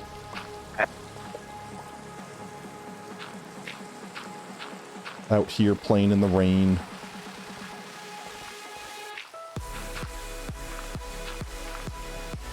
Yeah, I had the whole luck conversation with an ex who was very lucky. Making a joke, but very hard deterministic about the world, which I'm pretty deterministic about things, but I think there's also a degree of chaos in the world because quantum physics is fucking weird, and we're still not sure if there is determinism or not, and I'm open to the idea of the existence of chaos, but we had that conversation about luck. She's like, there's nothing magic there, but at the end of the day, somebody's gonna have less luck. Yeah, someone's got to win and someone's got to lose. So that means someone was unfortunate and someone is fortunate. When you flip a coin, one side lands face down. It's not that there's a god controlling which way and they're smiting you, or it's like, but probabilities creates luck. One of my favorite tricks that demonstrates this is you take an entire an audience of any size and say, all right, everyone on this side of the audience is heads and everyone on this side is tails, and you flip a coin, and then whichever side wins, you do the same with that the rest of them, and keep bringing it down until you get to one person who rolled heads like 50 times, got the heads 50 times in a row. Lol. Yep. And the thing about statistics, and this is the thing, statistics are such a misunderstood form of mathematics because they're not, like, there's math involved, but they're really not math, they're probabilities. And the problem with probabilities is, as much as we sit there and say there's a 1 in a million chance of you winning the lottery, actually it's more than that, but like, yeah, but someone does. The chance of you winning the lottery is just as likely as you not winning the lottery like anyone else in the world. It's just, you don't care about the millions and millions of other people that lost, you only care about the one that won. So yes, comparing yourself to all the potential failures, there's only the one outcome that you win, but at the same time, you drawing that outcome is just as likely as literally every other outcome. It's just You don't care about the outcome where you're 1 number off, and you don't care about the outcome where you're 30 numbers off. You know what I mean? You only care about the one in which you're not off. Well, speaking of one off, you always see those pictures on the internet where someone was 1 number off, or every number in there was 1 number off. Yeah, that's what I mean. That was just as likely. Those number configurations were just as likely as the person that won. It's just you don't care about being exactly 1 number off on every digit. Yeah. Well, it's like one of my favorite things is a royal, like a royal straight flush, or whatever the perfect hand in poker is. You ask someone, what are the odds of drawing this hand on the first try, every single time, and it's like, or not every single time, but you drawing it on the first try is exactly the same as any other particular combination of cards. Exactly. It's just we only care about certain combinations. So it's like, for example, what are the odds of you flipping 10 coins, or the same coin 10 times, but getting heads all 10 times? Just as likely as you flipping it and getting all tails, just as likely as you flipping it and getting 4 heads and 6 tails, etc. It's just, since you're measuring, I want to know this thing, that's the only one that matters. So you're basically counting all other possibilities and saying, those don't matter, only this one matters. And then that's where you get the whole probability of 1 out of whatever. And then when you say it like that, it sounds like it's impossible. It can never happen. But it could still happen. It's literally possible. It's just, you're far more likely to get one of the other non-things that you want than the thing you want. Less so that it's less likely for you to get that one particular thing. I probably made it sound confusing. It's just as likely for you to get 10 heads in a row as it is to get any other combination of coins. It's just, you're far more likely to get the thing you don't want more so than the thing you want, if that makes sense. Yeah. Because you don't care about all the other ones. You just care about getting the 10 heads in a row.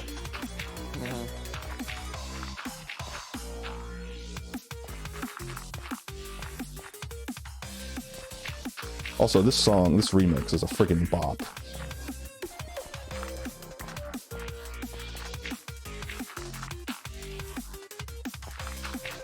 Alright, I think we're gonna finish this area up here. Like, I'm gonna connect this area to that area over there again and fix it. We're gonna go take a look-see at it from our tower, and then we'll do a heckin' gamble, and then we'll do, or we'll do follow a mountain and a gamble. Maybe not in that order. But everyone in chat that wants to do a heckin' gamble, be prepared for it. Aki heard the word gamble.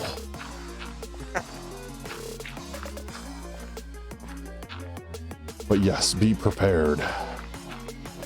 Be prepared. Prepared. I don't know why this randomly came up, but I found this guy that does I cannot tell you which way to lean, Aki. For if you ask me to tell you the answer, then the golden goddess will smite you for trying to cheat. You have to either be faithful or logically unfaithful. There's no other options. The golden goddess is a fickle mistress. She doesn't want you to rely on her constantly. So if you sit there and be like, the only answer is her, then she'll punish you for it. But at the same time, if you have no faith in her, she'll punish you for that. So, you know. You gotta choose your decisions wisely. I cannot give you the answer. I can only show you the door. I cannot tell you the answer. I can only show you the spud.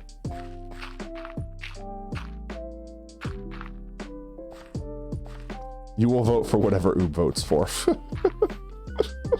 Oh, well, looks like somebody's not getting the vote today. Oob is gonna spitefully not vote, just so Aki either doesn't vote or has to make her own decision. Yep. Oob's a meanie. Oob's being a meanie. Let's see. That's Uncle Oob. That's Uncle Oob. That's Sir Unky Oob to you, okay? No, do not call me Unky. Unky? No, because that no. That is as bad as the other word for you. Oh, is it? Okay. Oh. Okay. I thought that's like being now like you're like definitely not peepaw. voting. He's like, oh, definitely not voting now. Oh, Aki's gonna have to choose her own vote.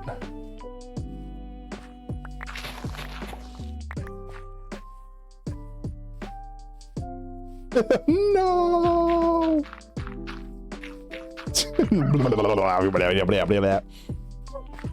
She said she's sorry. Okay.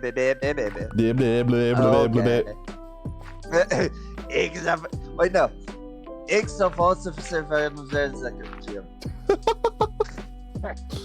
I did my best.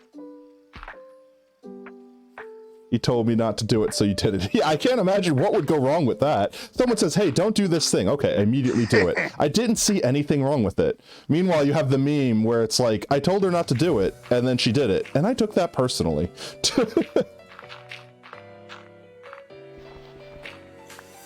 You are not praying to the right thing. You are not praying to the almighty Pogtato, Lord of all potatoes. Now we're having religion fights over which canonical goddess. Dogma debate. Journo theme. Nice. Is it the Pogtato that you need to put your faith in, or the golden goddess? Ooh.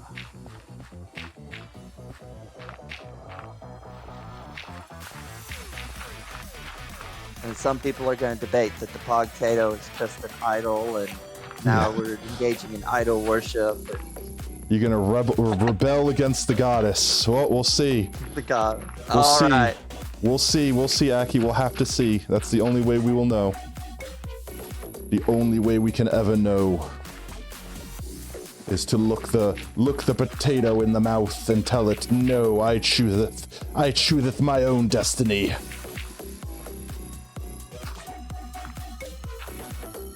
She has rejected your faith many times, or maybe she was testing Also, your faith. Well, But that sounds like Also- that sounds like the bad thing every priest says for every religion that's just trying to get you to do whatever they want you to do. well. Also, for the record, peepaw is also unacceptable under any circumstances. Isn't that supposed to be father though? Like peepaw, Yeah, no, that's a peepaw? daddy. But no, I'm saying if I had a kid or a grandkid or whatever, they are as 100% not allowed to call me peepaw. I never understood where those came from. Like they just appeared one day, and I don't know where they like Mima and Peepaw and there was one for granddad or grandpa, and I don't remember whatever it was. But like the first I ever saw it was a sign in our neighborhood that said Peepaw Drive. Like it was like a fake street sign leading to like pointing to somebody's house, and like me and my roommates at the time like made jokes about how it was like some kind of stranger danger thing going on. Right. But then we started hearing a lot of people use it seriously, and I'm like, what the fuck is happening right now? Yeah, no, like the first time I heard it, I'm like, what the hell did they just call that person? And then it was like, oh, I'm assuming it's some form of, like, hey dad, or, daddy, or mother, or mommy, or, like something like that. And then I'm like, and then I heard it again, and I'm like, what the, because it didn't exist, and then it was everywhere, and I have no idea where it came from. That's it. It was a part of everything. Also, I need to find a way to merge this with our mountain that we're growing over here. Otherwise, I'm gonna have to like dig everything up slowly at the rate that I'm going. Where's a good place? Where's like a place that I could flush these together? I'm thinking like right here, actually. Let's see. But the name you use for the paternal figure in question really changes the context of the conversation. The best example and the I've ever context heard changes is, the way you use the yeah.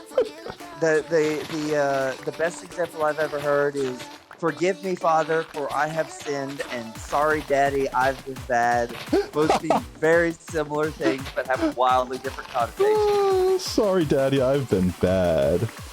Oh my God, yes. But no, Forgive me, Father, I have sinned. or was it, what was it, like punctuation also changes the context of something drastically immediately? Like, you know, like eat children versus like eat children. Eats bears and... You know or what I mean?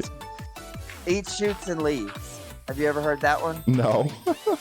Okay, so Panda goes to a So a panda and a restaurant. priest walk into a bar. That sounded like what you were setting up right there, I swear to God. No, Panda goes to a restaurant, gets something to eat, and then when he gets asked to pay, he pulls out a handgun, shoots it in the air, and then goes to leave. And the restaurant owner is like, "What are you doing? What's going on?" And like turns around, plops a dictionary on the counter, and it says eats, commas, shoots, commas, and leaves, instead of eats, shoots, comma, and leaves. Law. That's great. Ash was here Eats, earlier. Shoots and leaves. He was here like when Or the stream however. started, and then I think he had to go. But that was it. Have you ever seen the I Eat Children from the scene from Gravity Falls? I've seen all of Gravity Falls. I don't remember that scene. Here, I don't remember what the actual message originally said. Hold on. That's not good for you or the child. Yeah, right?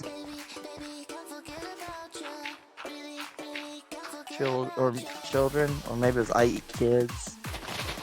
Like, there's no context where that is accurate, okay. or that is an okay sentence. What? I eat kids. All contexts there of that sentence sound like improper.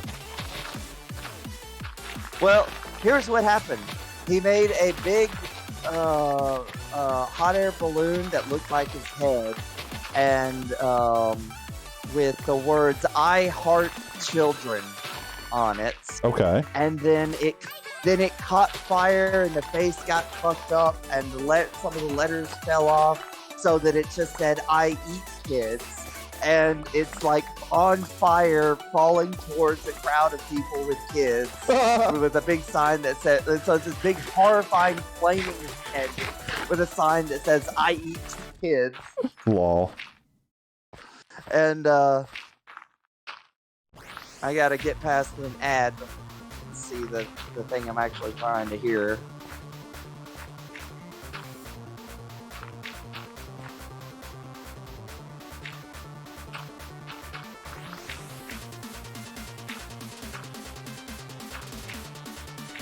Oh yeah, this was another thing that was brilliant about that show, is they were great around getting around like semi mature shit.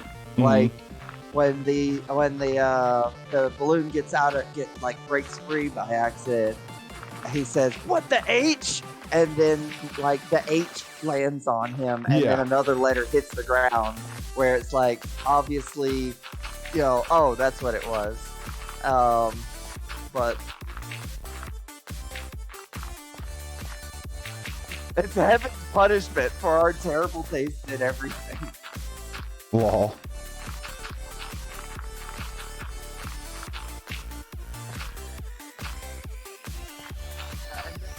Kid showering and crying. The little kid says, "Mommy, is the giant head gonna eat us?" And the mom's like, "Yes, Charlie, it is." Yes. Gravity Falls was amazing. Dark. I love Gravity Falls. I just recently started watching it since I finished the Owl House, which, oh my god, I'm going to die if that second season that has been promised. Yeah, so didn't it already get greenlit? Yeah, it's greenlit, but it's not here yet. Oh, and I'm gonna die. I gotcha. Well, did they ever announce a date that it's coming out, or? Yeah, no, it's got a date. but it's not today. Yeah. Which I means forget anything when, could but happen. Anything could happen between then and today. I've got other things. But no, it's not even that. It's just I need to watch it now. Period. I need more Owl House in my life. But that's okay because Loki is about to come out, and that new Disney movie where the dragon that I'm really into is coming out in a few days. Mhm. So I got plenty of shit to watch. Okay. Also, all of the freaking Gargoyle series. That I went back and like just watched a couple choice episodes, and it's actually better than I remember it. It's got some impressive stories. Like, I haven't looked into how ridiculous the character got. Mhm. But are you familiar with the Gargoyle series at all? Yeah. I watched it when I was a kid. Okay. Do you remember the Pact? The what? The Pact. The Pact? The Pack, as in a pack of wolves or a pack of hyenas or a pack of predators of some sort. Not ringing any bells. No. I Okay. watched Gargoyles There back was in like the what's its name? The like oh crap! I'm hating myself for forgetting this right now. But they were freaking the cats that fly in the plane that were like superheroes. The cats that like flew in the plane. They were superheroes. I keep wanting to say Thundercats, and I know it's not Thundercats. There's like Scat Cats or something. Yeah. Oh, like, SWAT Cats. SWAT Cats. Thank you. Yes. It was like in the Oh era my of SWAT God. Cats. SWAT Cats. Yeah, no, SWAT Cats. Pack SWAT crisps. Cats. Nothing was on the level of SWAT Cats. That was just top tier animation. There have been few animated series that even remotely compare. Like I would say, Gennady Tartakovsky's Primal is probably the only thing that had the action show that had the kind of animation probably that that show had. Mhm. But no, in Gargoyles. Okay, let's go back to base real quick. They had a group of villains called the Pack that were basically TV superheroes who were like retired like super mercenary group who basically ended up like picking up a life for crime. These more or less becoming on and off in bad guys for the Gargoyles. And at one point they split up, and one of them, Dingo, who was like offensively Law. ended up like doing like some legit security work in Australia, and he still had his like power suit, so he was a total badass with like metal claws, and he could fly and had like little missiles and stuff. It was kind of like Iron Man, honestly. Iron Man with claws. The Gargoyles happened to go there on some side quest that they were on to do some magic shit, and stumbled upon the science facility that he was doing security work for. Turns out that they were making gray goo. Law. And of course, if gray goo appears in any media, it will break free and start eating everything. And they ended up they had this weird thing where this Aboriginal guy got who's a shaman, helped them like go into the spirit world to go try to, because they couldn't fight it. It was just going to consume everything, and there was nothing they could do to stop it. So they went to talk, and they couldn't communicate with it because it didn't think like humans did, because it's a computer made up of billions upon billions of tiny little robot minds working together, and so they just couldn't talk to it. So they went and talked to it in the spirit world and had like a little spirit battle against it, and ended up convincing it to, because the whole thing is it was programmed to create order, and so what it was doing was basically just turning everything into the same kind of metal, and then moving on and just consuming and reproducing and just reshaping the landscape. It was gonna just eat everything to create order. And then they had this hokey well, maybe you could try Law and Order, and like Lol. convinced it to try to help stop the crime in the world. And so it like the gray goo bonded with Dingo's armor and turned him into like some kind of crazy superhero. And I'm like, that's some god tier superpower, is having control over a sentient gray goo that's basically your sidekick. And I don't know how far they went with that, but he apparently became Australia's new superhero, resident superhero. Lol. They had some All crazy right. storylines, though. All right, I think it's time for a gamble. Oh, I think we're gonna start Heck the a gamble. Let's see. We'll do. Let's see. We'll do one Mr. Father Man. one or more for sure. And none and done. Ha. And we'll set it for 10 minutes. Give everyone plenty of time. And while we're doing that, while we're doing the heckin' gamble, while everyone's placing their bets, we'll go do Follower Mountain. So there we go.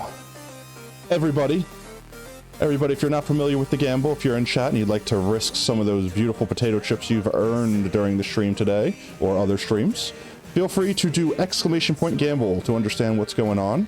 But we're effectively making a prediction as to how many golden potatoes we will get from our harvest today. And in the meanwhile, I'm going to go out and we'll do Follower Mountain. So let's find Wheatley. I'll just use these blocks that I have on me to fill these blocks. And we have 3 people to add to Follower Mountain today. 3 honkin' heckin' people. Wheatley, let's go. There we are. We're going over to Follower Mountain. Effectively, Follower Mountain is a mountain right here, or a hill at this point, that is being built where every single block is dedicated to someone that follows the channel. So if you're watching now and you're thinking about following, now is a great time to follow, because we'll just throw you right on top. But with that said, we do them in order. So these are the people that have subscribed, that have followed off stream. And the way it works is we open our F3 screen here, and where it says targeted block over here, the block that I'm looking Somebody's at, got to vote. the block that I'm looking at when I call your name, that's your block in the world. So let's see. We'll start off with SF Medic. Let's see. Where do we want to put SF Medic? Let's put some more dirt right over here. We'll put some ground block right here. So SF Medic, the SFS Medic. Thank you so much for the follow, fam, and welcome to Team Tater. That's you. Whoop whoop. And then let's see. Next we have Monkey Stew. And I think we'll put Monkey Stew right here next to Medic. What? I fell. All right, Monkey Stew, thank you so much for the follow, fam, and welcome to Team Tater. And then let's see. Last up, we have Alexis, which followed this stream. And we'll put Alexis, let's say, we'll go right here with Alexis. Alexis 062428. Thank you so much for the follow, fam, and welcome to Team Tater. Whoop whoop. All right. With that concludes Follow Mountain. Let's go head over to the foxhole and our potato field, if I can English today, and we'll get that heckin' gamble underway. Onwards, Wheatley. 10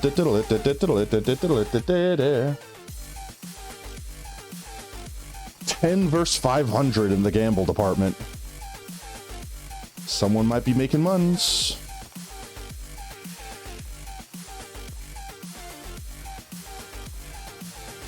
All right, let's see. We'll drop off Wheatley right here, and we'll go in the back door for the potato farm. Whee!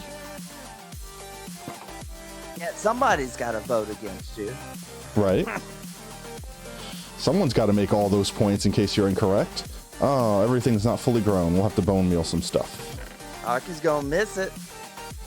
Aki, have you not placed your bet? No. Aki, Yeah, you're gonna run out of time eventually. Growing up all these beautiful spudios. I guess we were out of range while we were working on the crater, and they didn't grow. That's fine. We got plenty of bone meal. There we go. Everything is fully grown. So these are the potatoes we harvest. Boop. And bam. Staying faithful just to make the bet even. All right, I gotta pull your mom out of my ender chest right here. Your mom is our Fortune 3 hoe that we use to farm all of our potatoes here for the best chances. For the best chances. We still have another 5 minutes, chat, and with that, I need to use the restroom. So while that ticks down, I'm gonna leave Oob to entertain everyone while I use the bathroom real quick. BRB. Oh, what's everybody playing? And yeah, I'm probably gonna yank a point.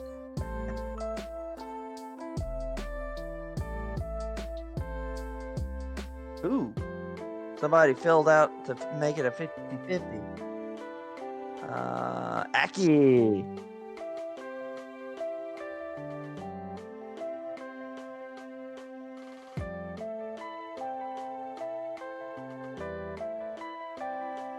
Don't mess with your numbers.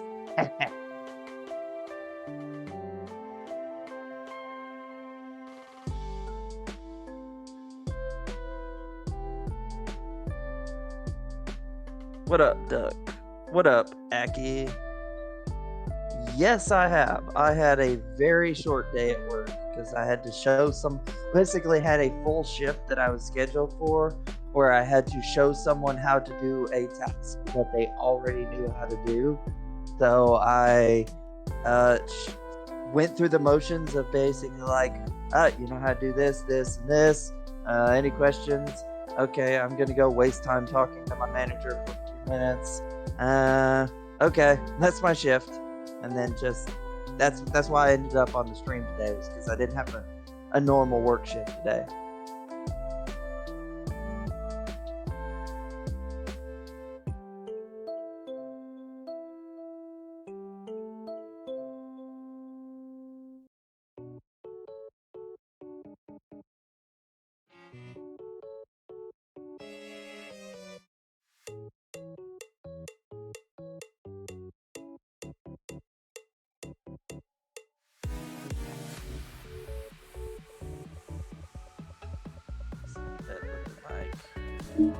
And I'm back. Just getting my headset Welcome back back. on. All right. Did I miss anything thrilling Not really. besides So, the Wii Music remix? Duck asked me how my day was, and I told him. All right, and we's back. Let's see. We still got a couple minutes left on that gamble. I pee too fast, chat. You didn't make me drink enough water today. Let's see. We have all of these delicious potatoes just waiting to be harvested.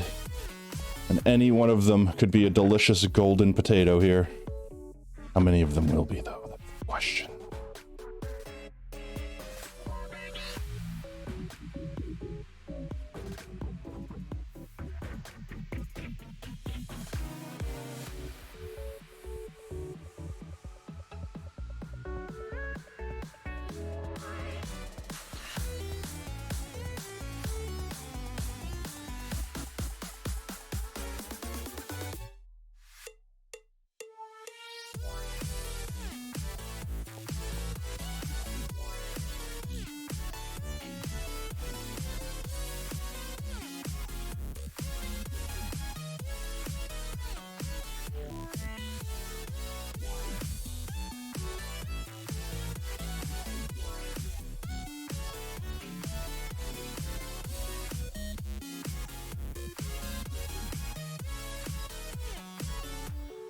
Break them on beat? Okay.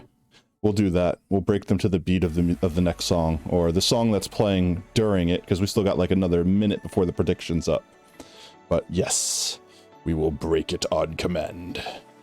We'll have to break it on something something fitting. Let's look through the music real quick. Let's see. What do we got? What sorts of music do we have? Let's see.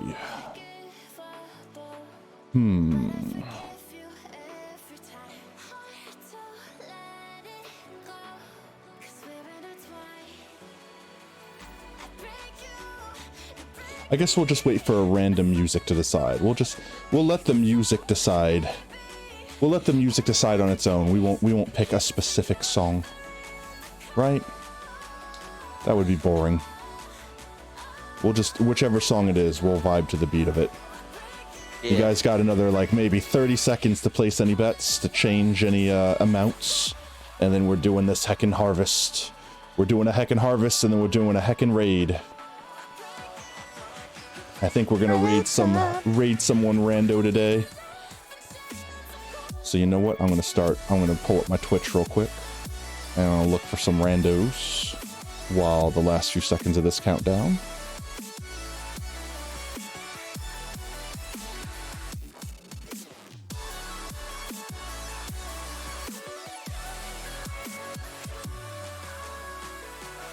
This music is a vibe. It is indeed. Have you ever heard the Badger Badger Badger song? Yes.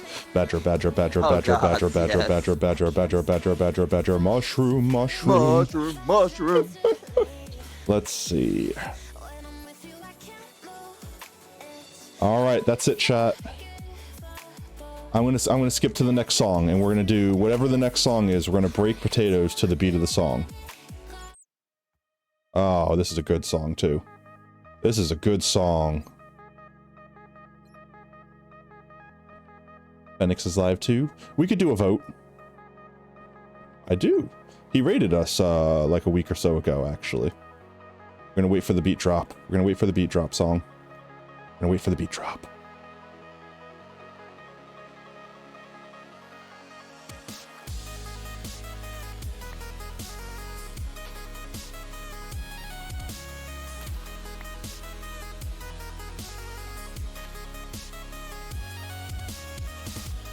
No golden ones yet, chat.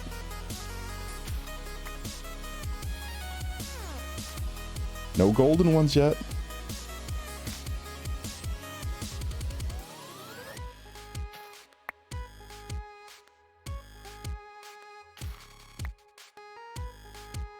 No golden ones yet. Ooh. Keep missing. You swear you saw one? We'll have to see. We'll have to see. Alright, that's all of them. That's all of them, chat. Did we see one? Did we see one? Did we see one? We'll check our inventory. We'll check our inventory. We'll check our inventory. We got one! We do have one! One whole golden potato. There we go, chat. We got one. So let's see. Slash prediction. Choose outcome. One or more for sure. Ye who had faith. Today ye be rewarded.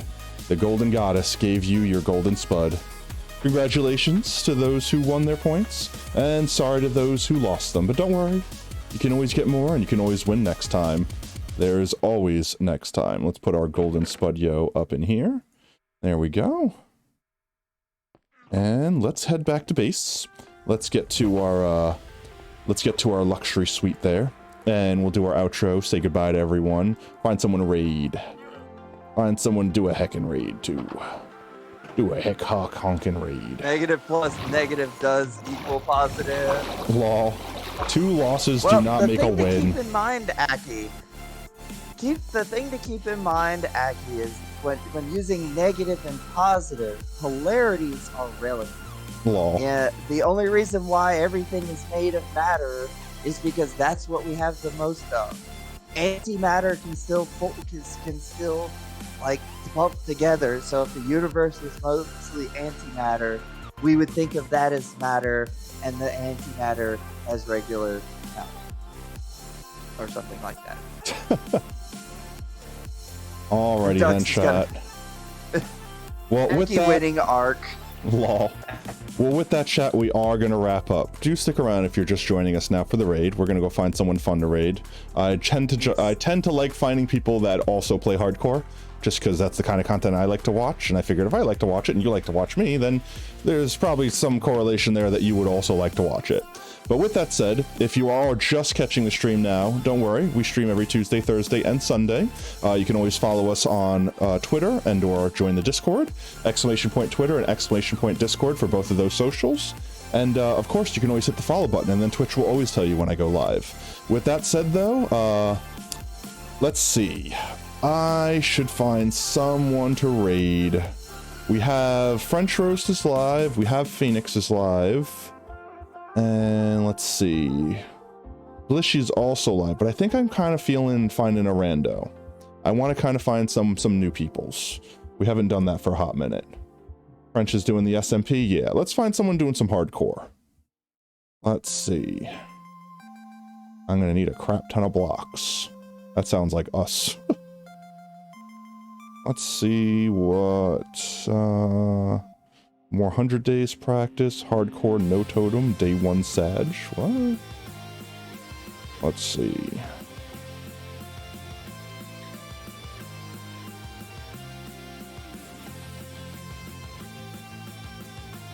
Let's see what this guy's up to. Oh, he's up to having an ad. Rip me. Waiting for ads to end.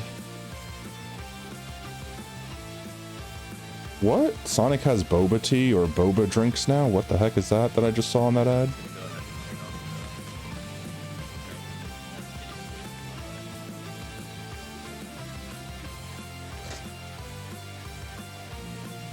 This guy doesn't look like he's playing hardcore. I don't know why it said he was playing hardcore.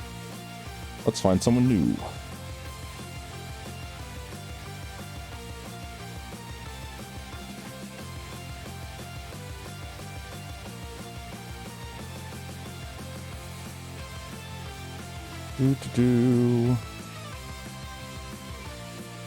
All right, let's see, Dynamite 55. Let's take a look, see at us.